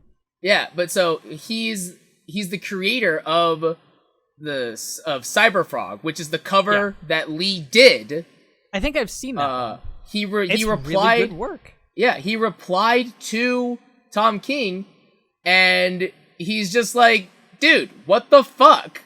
Like, what you're doing is not cool." Like the fact that he's like actually like so he's like defending Jay, being like, "Yes, he did a cover for us, but like, no, he's not employed by him. It's not employed by us. So you just asked him to do a cover. Like, what you're doing is wrong." You can ask anybody to do a cover. That's how a lot of artists who want to break into being mainline artists get into the business.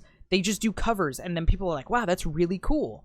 Jay Lee is famous for being a cover artist, probably more so than his actual line work, because his style is very specific, and there are certain people who are just cover artists or primarily cover artists. Yeah. So trying to take away any of that work is a real kick in the dick.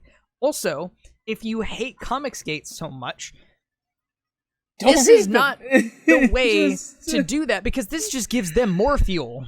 Yeah. This is like I think it's just so ironic that it's like that the guy that is being labeled as a hate group is just like, no, we're not a hate group. Debatable. But it's like what you're doing trying to cancel Jay Lee for this is just like, no, you can't do that. Yeah, like this is everything that Comicsgate is kind of for, and you are like, you're doing exactly the thing that you hate that they do. Exactly, yeah. And it's just like, it's wild. You want there to be like, you know, racial diversity and give women a voice. Also, Tom King is really shitty at writing women.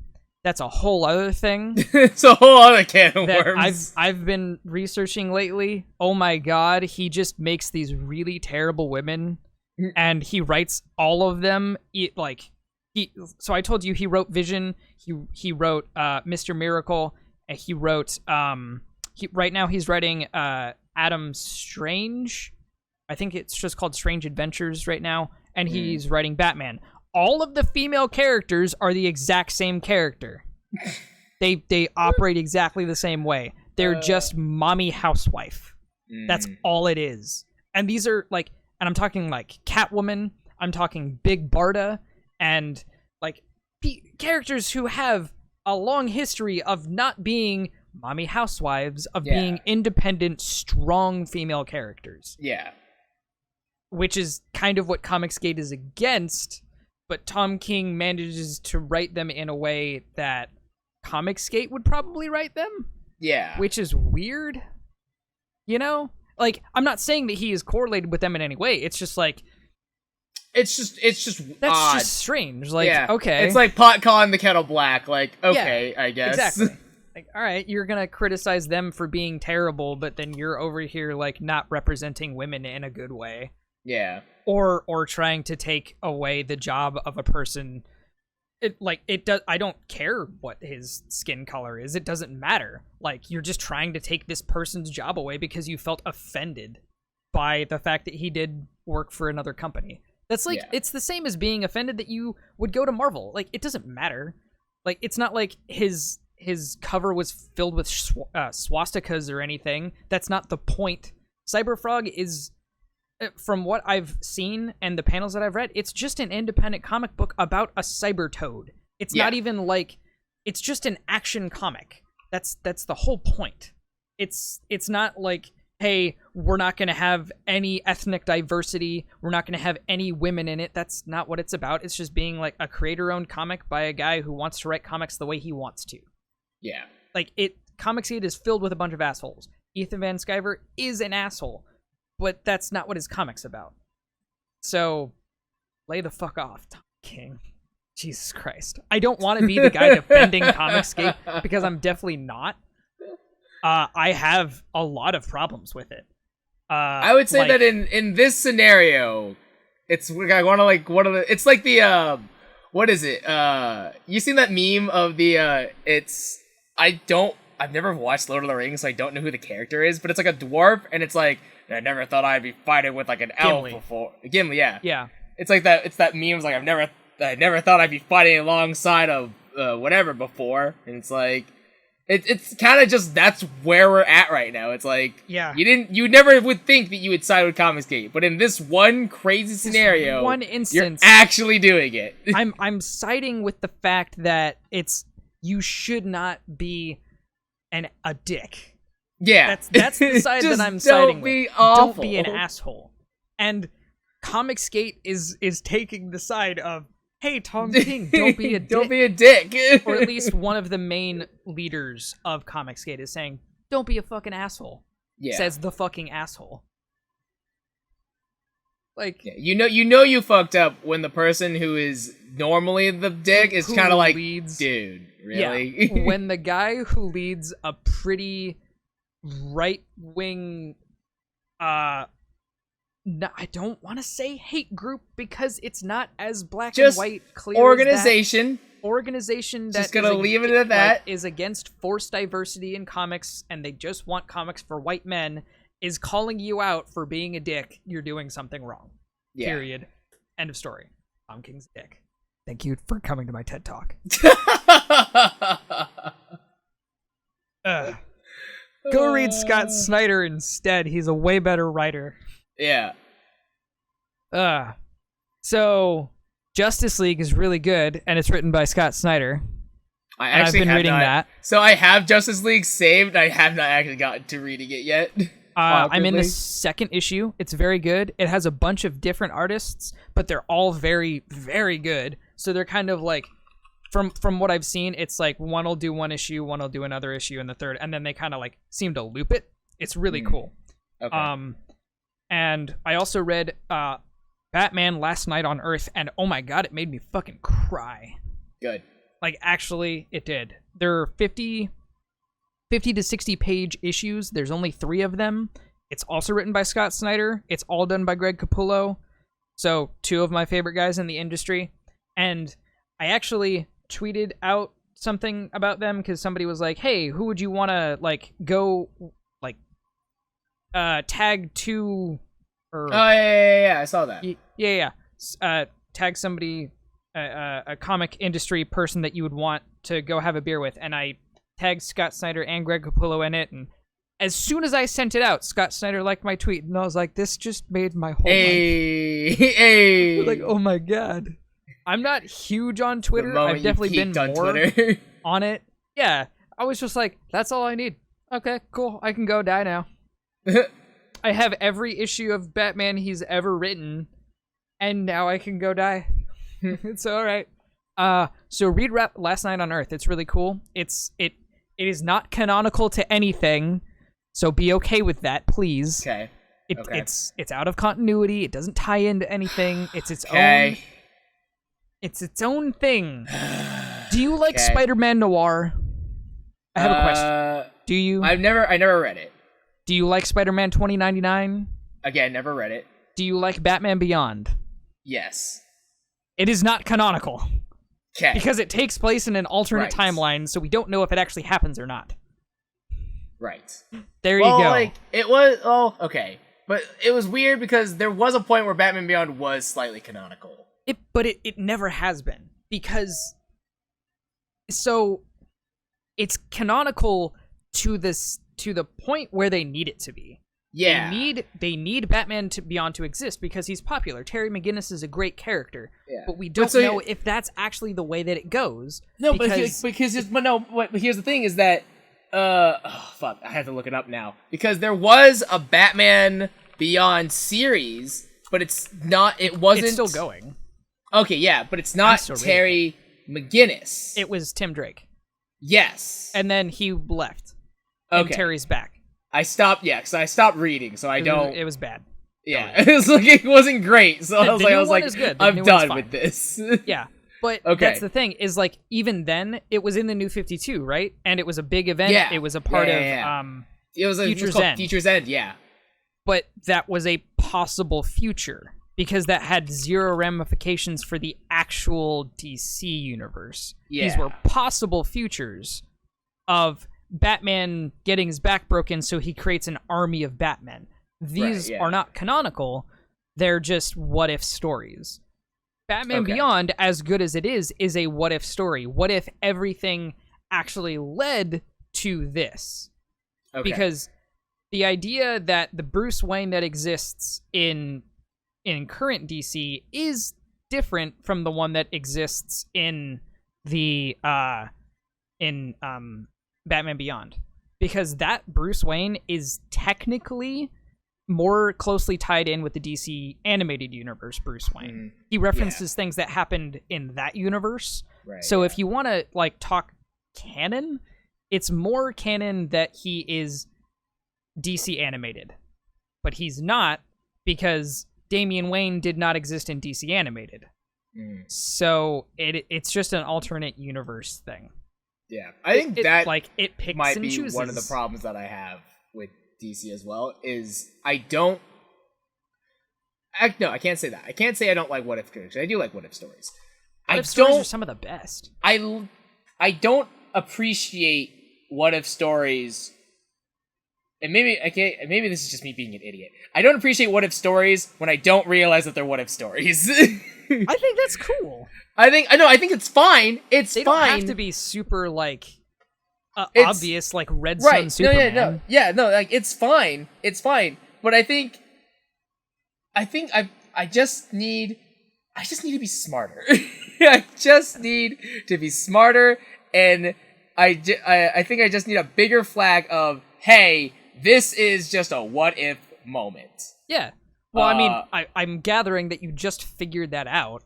I did, and I very much hate now of everything about myself. And I think that was probably the biggest problem with DC when I was younger and getting into comics, was just like there were so many of these what if stories that I didn't realize that they were what if stories. If I had known previously that, like, hey, this is just gonna be a fun little like side arc, I probably would have read DC more back then.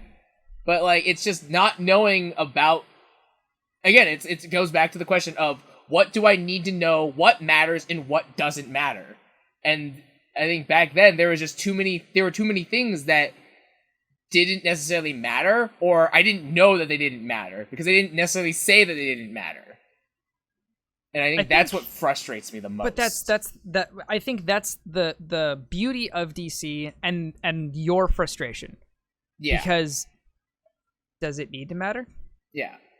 But so here's the thing. It needs to matter now, because I was trying to get into it. If I'm already into DC Comics, then it doesn't matter. Because then I'm like, okay, that's fine. Like, let's go down. Like, as long as I need to find the road. There are too many side streets. I need to find the main road first. Once I find the main road, then it's fine. You are the kind of the antithesis to that Robert Frost poem. Of taking the road less traveled. You're like, no, I want to go down the main road. I want to go down the main road. Yeah, exactly. I'm just trying to get to town, damn it. Two roads diverged in a narrow wood, and Shin decided to be a basic bitch. Exactly. Look. I'm in uncharted territory. I'm new to the city. You know, I'm new in town. I'm just trying to find the Walmart. Damn it. I just want to get my fucking groceries. Then we can go to the weird hipster cafe on 3rd Street. Wherever the fuck that is. You know, you actually have you have a side story, like an alternate story, to thank for comics being the way that they are now. Oh my god. What is it? The Dark Knight Returns. I hate that book, by the way. I hate Frank Miller and almost everything he's written. Mm-hmm. because he's a bad writer, and I can't say that everything he has written is bad, because I like 2 things that he's written. Daredevil Born Again and Batman Year One. You read one of those. You read Batman Year One? No. I'm talking about Dark Knight Returns. Oh yeah. I hate it. I don't think I ever read this. I think it's bad. A lot of people really love it, and I will give it its credit. It's why comics got dark. It's why they got serious. It's why they got gritty and real and stopped being campy and Adam West-like. And I'm not hating on Adam West. It was just different times. We needed to go away from that. We needed to not have Rainbow Batman and Disco Batman and Bat Shark Repellent. That was literally a thing. But Bat Shark Repellent is so good, though. No, they even referenced it recently. They did. I do remember that, actually. I was like, I did they do really remember that. It's so great. It made me laugh, but I was like, I think it's what you said earlier. It's like those sort of gags in original comics that make them. It's just kind of remembering those roots. It's like that for that brief moment of reintroducing Bat Shark Repellent. Yeah. It just serves as just like a fun little stepping stone of like, hey, remember this? Ha, that's funny. I think DC's doing that a lot better than Marvel right now. Yeah. And I think a lot of it is thanks to Scott Snyder. It's not solely him. Like DC has a lot of amazing writers that are doing a really good job. But Scott Snyder, he grew up reading these comics when he was a kid. So he has he was talking, he wrote not a prologue, a foreword for Dark Knight's Metal, right? And he was talking about he wasn't a huge fan of events, but what he would do when he was a kid is that he and his friends would each buy an issue, like the next one that would come out, and they would be able to one of them would, they would each read them, but each of them would have a couple, they would just trade around, and then they would theorize because that was what they did. So he was actually a part of this. It was his childhood. And so he has this he has I think a stronger knowledge of the way that a mind works and nostalgia and using it correctly instead of just Marvel doesn't have some of the both of them have gained a lot better writers over the years. I'll say this, that I think the way that DC treats old school references and kind of old throwbacks and callbacks like that, I will say that DC treats them a lot better than Marvel does. And I think this is I think I've talked about this on the podcast before, I think. But this is kind of one of the reasons why almost everybody that I know loves Thor Ragnarok. It's so good. Actually, I like it. It was a good movie. I really liked it. But a lot of the jokes for Thor Ragnarok I really hated. Because a lot of the jokes for me in Ragnarok very much felt like they all felt very forced in a way that the references and the gags were just always just kind of they felt like they were there just because. Yeah, it's that's for sure. We're Marvel, here's a gag. Hey, remember this? Hey, and it's like, okay. DC treats their old history like hallowed ground a lot of the time. Yeah, they didn't in the New 52, and that's why people hated it. Yeah, but now they're starting to reintroduce the Justice Society. They brought back the Martian Manhunter.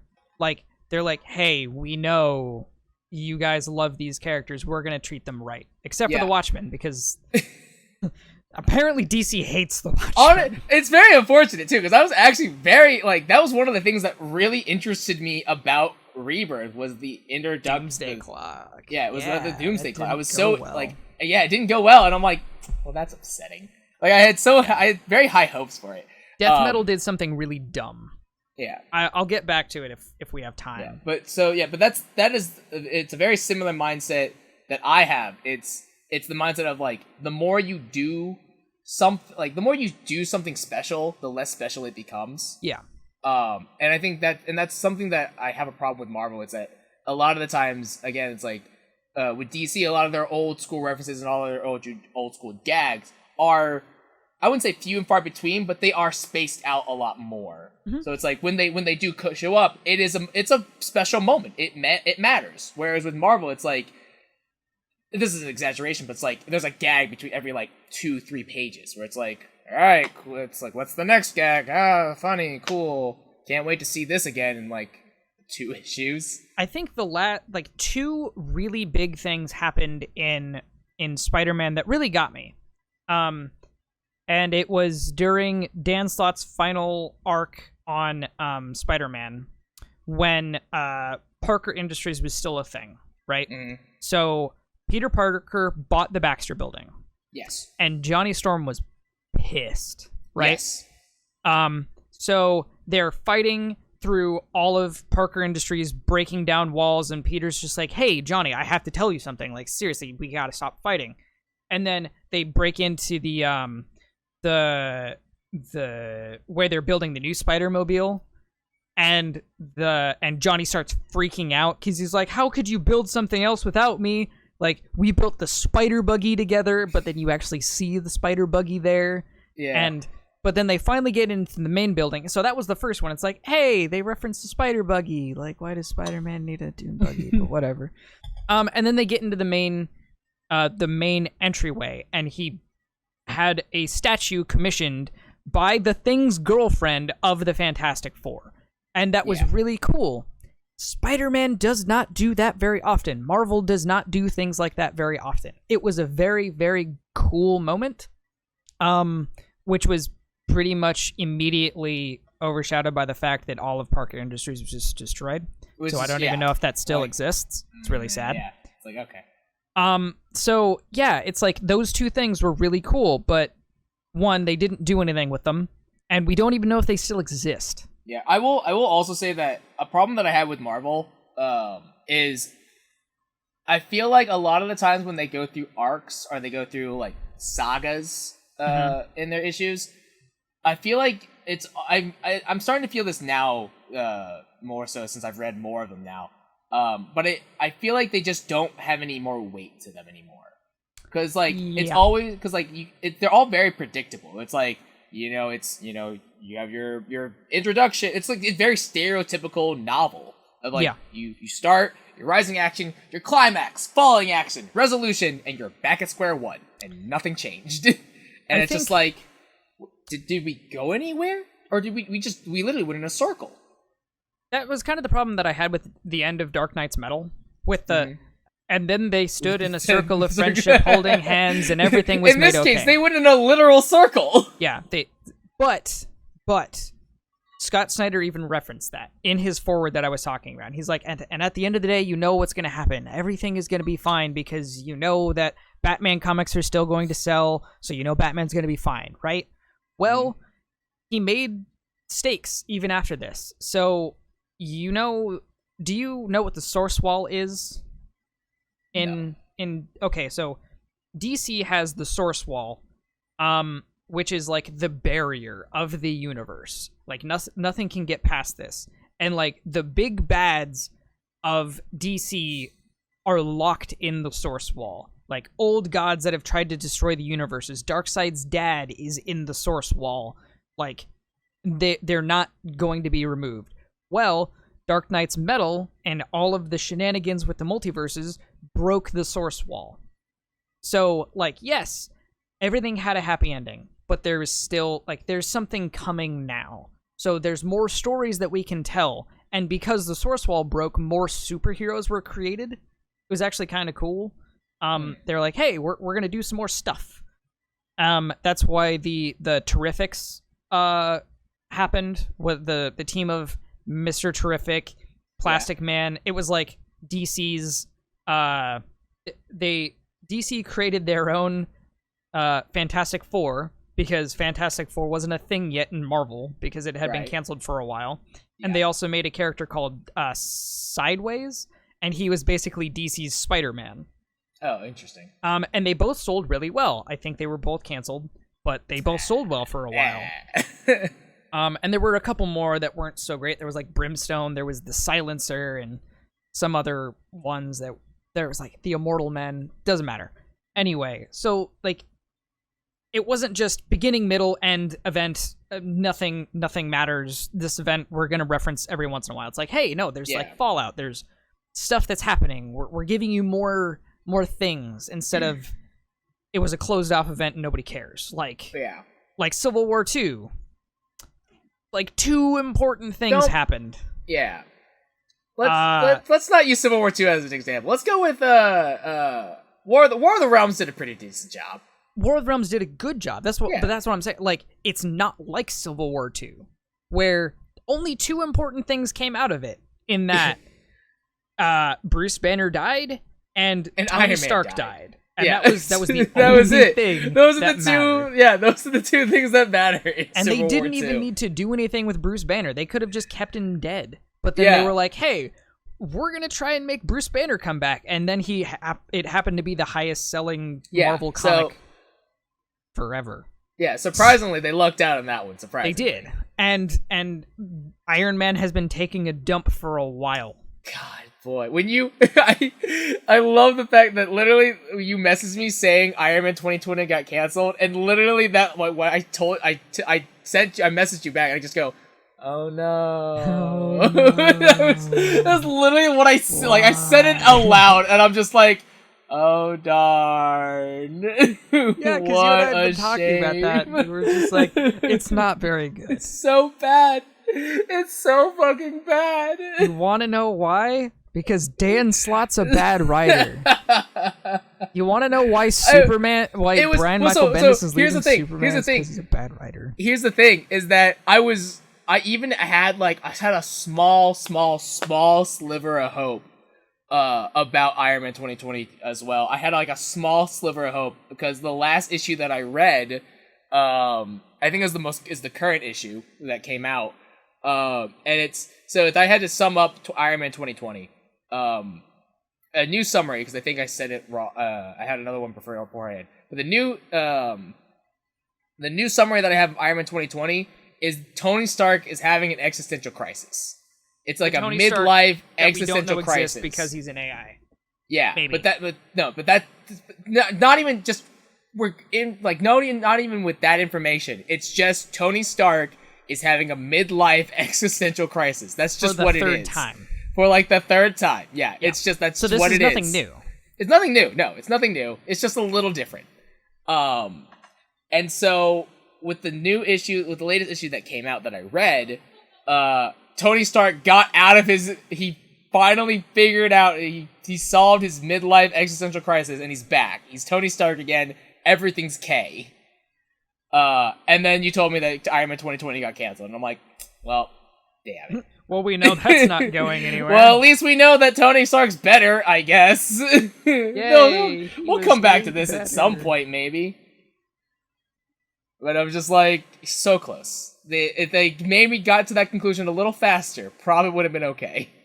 But they just took their damn time with it. Oh god, tie-in issues. Hate them. Yeah, so speaking of tie-ins though, I will say that I appreciate what Marvel does with tie-ins, where it's a lot of the times with tie-in events, especially with like multiple properties. A lot of the times it's fairly isolated, in which it's like because it's like there's stuff that's happening in Miss Marvel right now that I think is I think there's something happening in Miss Marvel that happened in Champions, and it is affecting Miles Morales Spider-Man. But they do a good job with Miles Morales in the issue that it ties in. They do a decent job at like being like, hey, this stuff happened. If you want to read more, read those. But here's like a quick TLDR of what's happening. It's like, all right, cool. I have enough context. This is enough for me to get by. Yeah. With DC, and I told you this beforehand, I feel so lost sometimes with tie-ins. Like, I remember telling you that I was reading Detective Comics, and there was, it was the, Night of the Monsters or something like that. Night of the Monster Men, the 4-part event. Yeah, it was a 4-part event. Yeah, it's like it's too late for that. because I did. But it was like I read parts 1 and parts 2 because that was in Detective Comics. Because those were in Detective Comics. Yeah, and then part 1 was in Batman, and then part 4 was in Nightwing or something. Yeah, and then but like you get because it's like I think it's I'm guessing because I don't remember the issues, but let's assume that like it's Detective Comics. Assume it's issues 3 and 4. It's not, but assume they are. Whatever. All right, go to issue 5. It's like 8 months after this has happened. Like we're in a completely different context. Like they don't everything's fine now. Everything's fine now, and we're just like we're not gonna talk about what just happened. It's like that's old news. Not only like, was it bad, but like who cares? Yeah, who cares? It's fine. No, we're fine. There were giant monsters. Nightwing turned into a grotesque bird thing. Whatever. Yeah, like what? And without reading those other two. Those last 2 parts, you're left in just the dark of like, I guess the problem got solved. I will say, DC has an issue with tie-ins, a very bad issue, because like I said, I read Metal and all of its tie-ins, and it has very many tie-ins, and they're actually kind of integral to certain parts of the story, because if you just read Death Metal issues 1 through 6, it's not cohesive. And you need to read specific tie-ins for it to make more sense. I think that's what I hate about tie-ins in general. That's just a in comics problem. In general. Like, tie-ins should not exist. I'm sorry. Like, they really shouldn't. The main line should not divert. Like, if you have to create a tie-in, then create a one-shot tie-in. Don't put it in the main line. Granted, I would agree. That's the best way that the tie-in is going to sell, because there are collectors who will be like, hey, I'm going to grab every single issue of this line, and then I'm going to sell it. And that's how it works. But it's not going to go with the rest of the story, because there was there was a Green Arrow tie-in, there was there was either 2 or 3 Justice League tie-ins. There was either 1 or 2 Suicide Squad tie-ins. There was a Teen Titans tie-in. And I think really the only good one was there were like 2. There were 1 or 2 good Justice League tie-ins and the Green Arrow one. And the Green Arrow one isn't even like great. It doesn't really do a whole lot to service the story. It was just a good Green Arrow story. And Nightwing. And the Nightwing one was pretty bad. Yeah, I get why, like, how tie-ins work, or, like, the purpose of them. It's, like, obviously it's, like, you're interested in the story, and then they have the tie-ins to the other stories, so that way they get you to read the other properties. I get it. And it's totally like, hey, everyone was a part of this. Find out how. Yeah, it's like, cool, I totally get it. Yeah. I won't lie, though.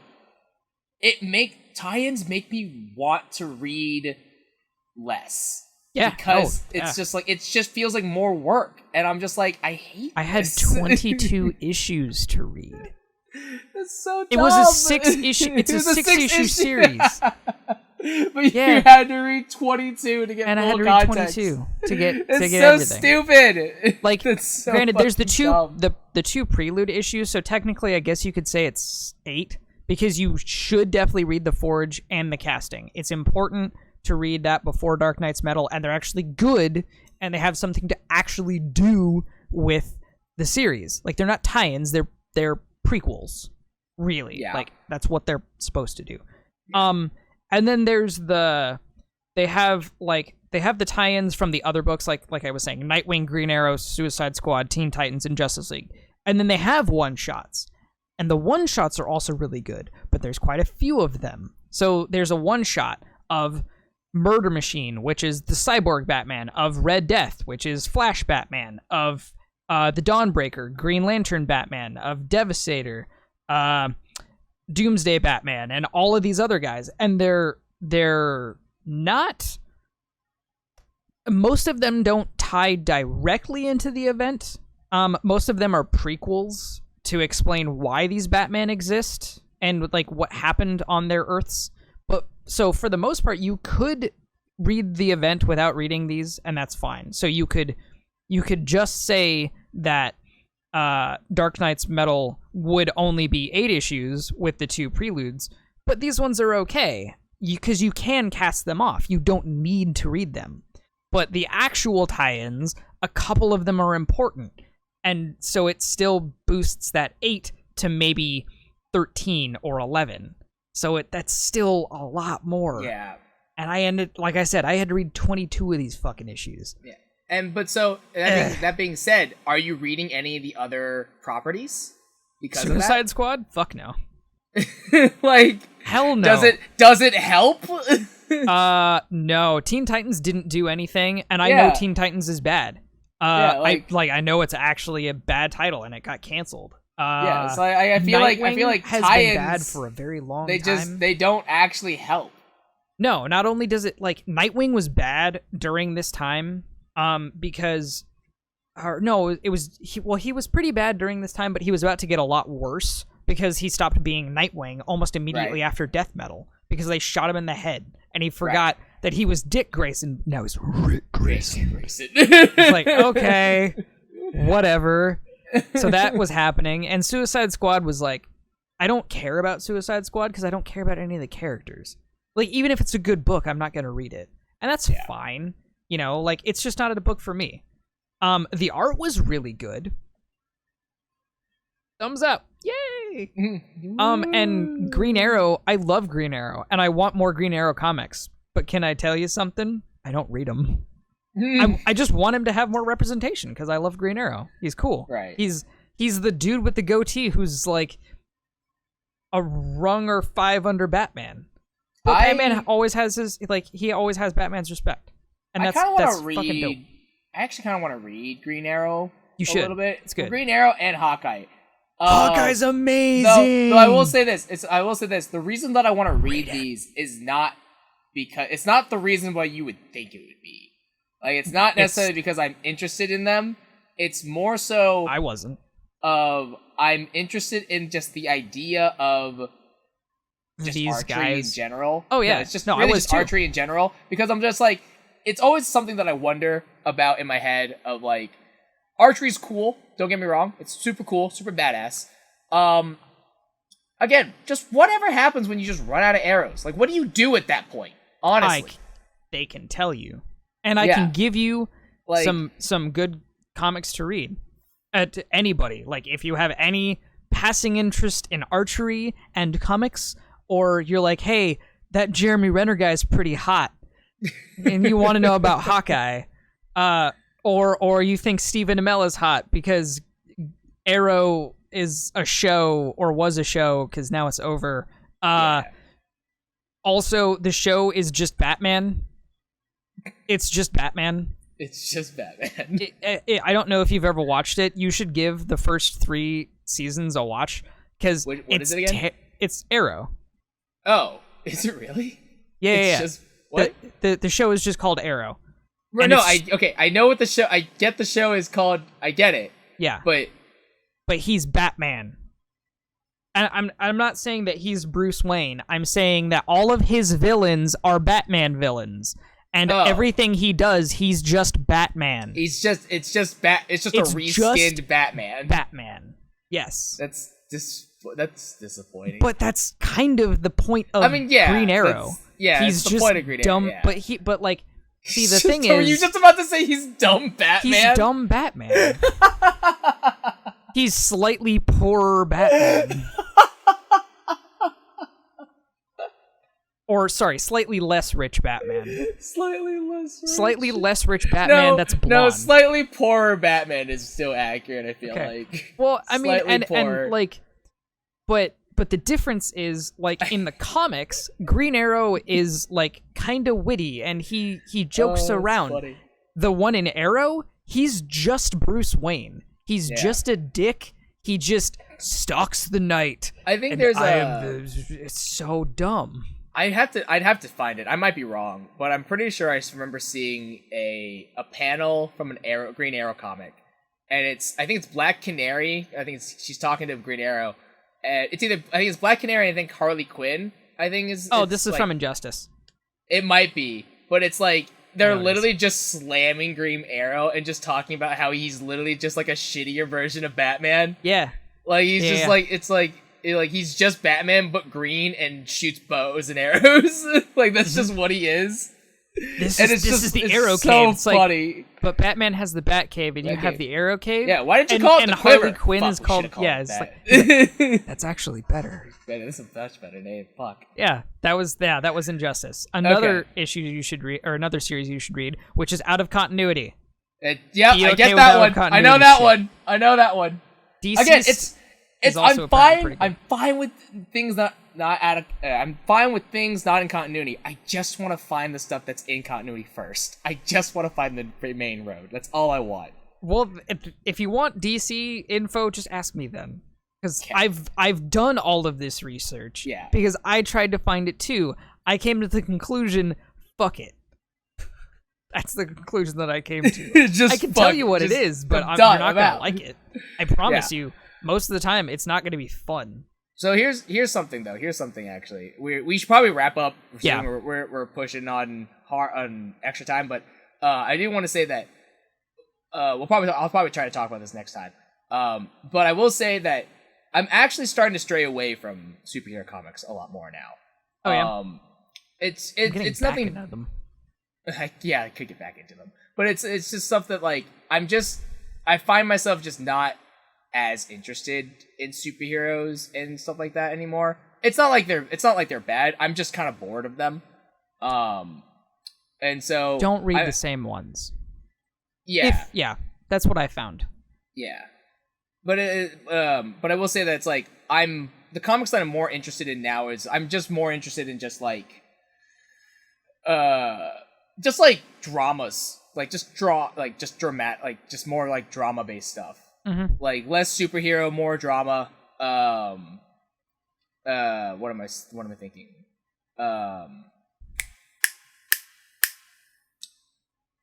If you want a good not superhero drama, American Vampire. Yeah. So like, very good. I read. I was reading when you told me about the reboot sequel to American Vampire, whatever it was. Oh yeah, the new start, yeah. The new start. I was looking at the old American Vampire. I was like, oh, this is actually, I might actually pick this up because this sounds really, really interesting. Very good. And I actually might even read by Stephen King. Yeah, I might even read the new one that's going to come out because I was like, oh, that's really cool actually. Like that's a really really interesting premise and stuff like that. So that got me really, really interested. But it's something that like I actually, and like as far as superhero comics go, if I were to read superhero comics again, I mean, I will, obviously. Mm-hmm. But if I was going to get into more of them, it's something that I was actually really interested because it was an idea that was introduced in Spider-Man ever so briefly, and I wish they come back to it. It was a superhero support group of the people. It was the people talking about that the people that they're friends with. These superheroes and their lovers and their family members, and it was basically like an AA meeting, but it was for these people. Yeah, like Mary Jane was a part of it. Like Mary Cooper Jane was in there. I think. Yeah, and it was really cool. It was called I think the group itself was called the superhero support group. Yes. No, it was like I think it was officially called like the Sky Watchers or something like that. Oh. It was like that was like the catchier name for it. But I was like, it was that sort of idea that like, oh, I would love to see a comic like that of like it's talking about not necessarily the superheroes themselves, but it's the other people that are affected by this stuff. That's what I want to read. There's a pitch that I want to make to DC at some point. Like I want to get into writing and comic art. I want to write my own comic and do it for DC. I don't want to work for Marvel. I would love to work for DC. And it would be this story, and I don't know if I would make it a one shot or if I would like expand it.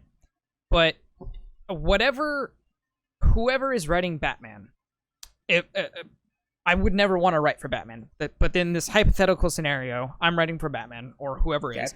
Batman dies, right? And everybody is going through this grieving process of Batman dying, and everybody is at the Wayne Manor. Superman and Wonder Woman and all the Bat family are there, and it's just like Alfred's just taking care of everybody because that's what he does. He's Alfred. He's the butler. He just takes care of everything. But I want the one shot or the series to just be called Mr. Pennyworth and just be about Alfred. Yeah, like Alfred has to deal with his son being dead and everybody else, grieving. Who asks if Alfred is okay? How many people wonder if Alfred is doing all right because his son is out there risking his life every single day? Like, it doesn't matter that he's not his birth dad. He's been there for 70 years worth of comics. And, he's the most important person in the world to Batman.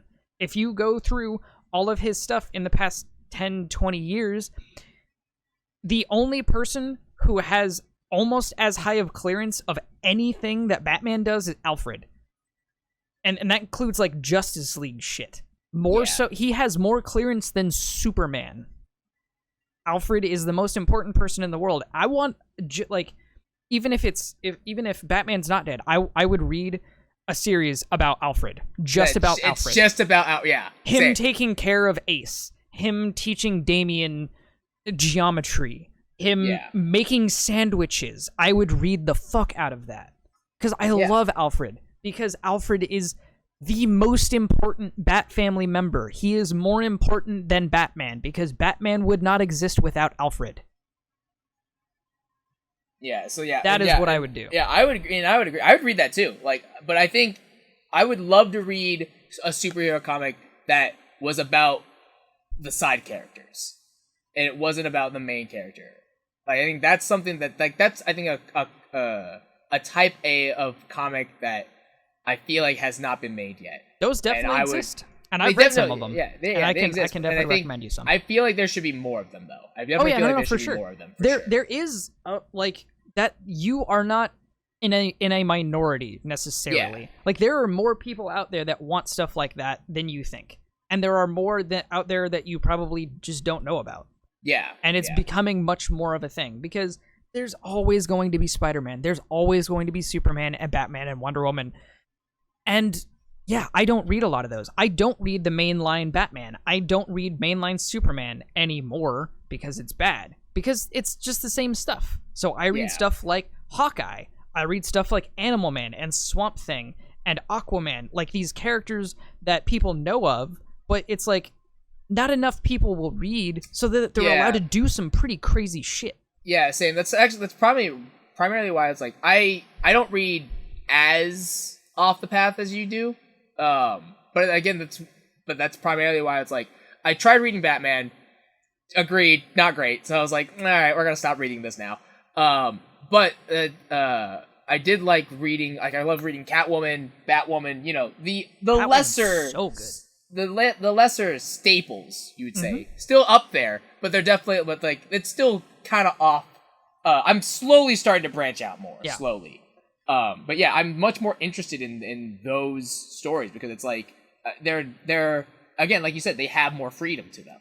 Yeah. It's like they don't have these massive shoes to fill, but they can still kind of do whatever they want. Yeah.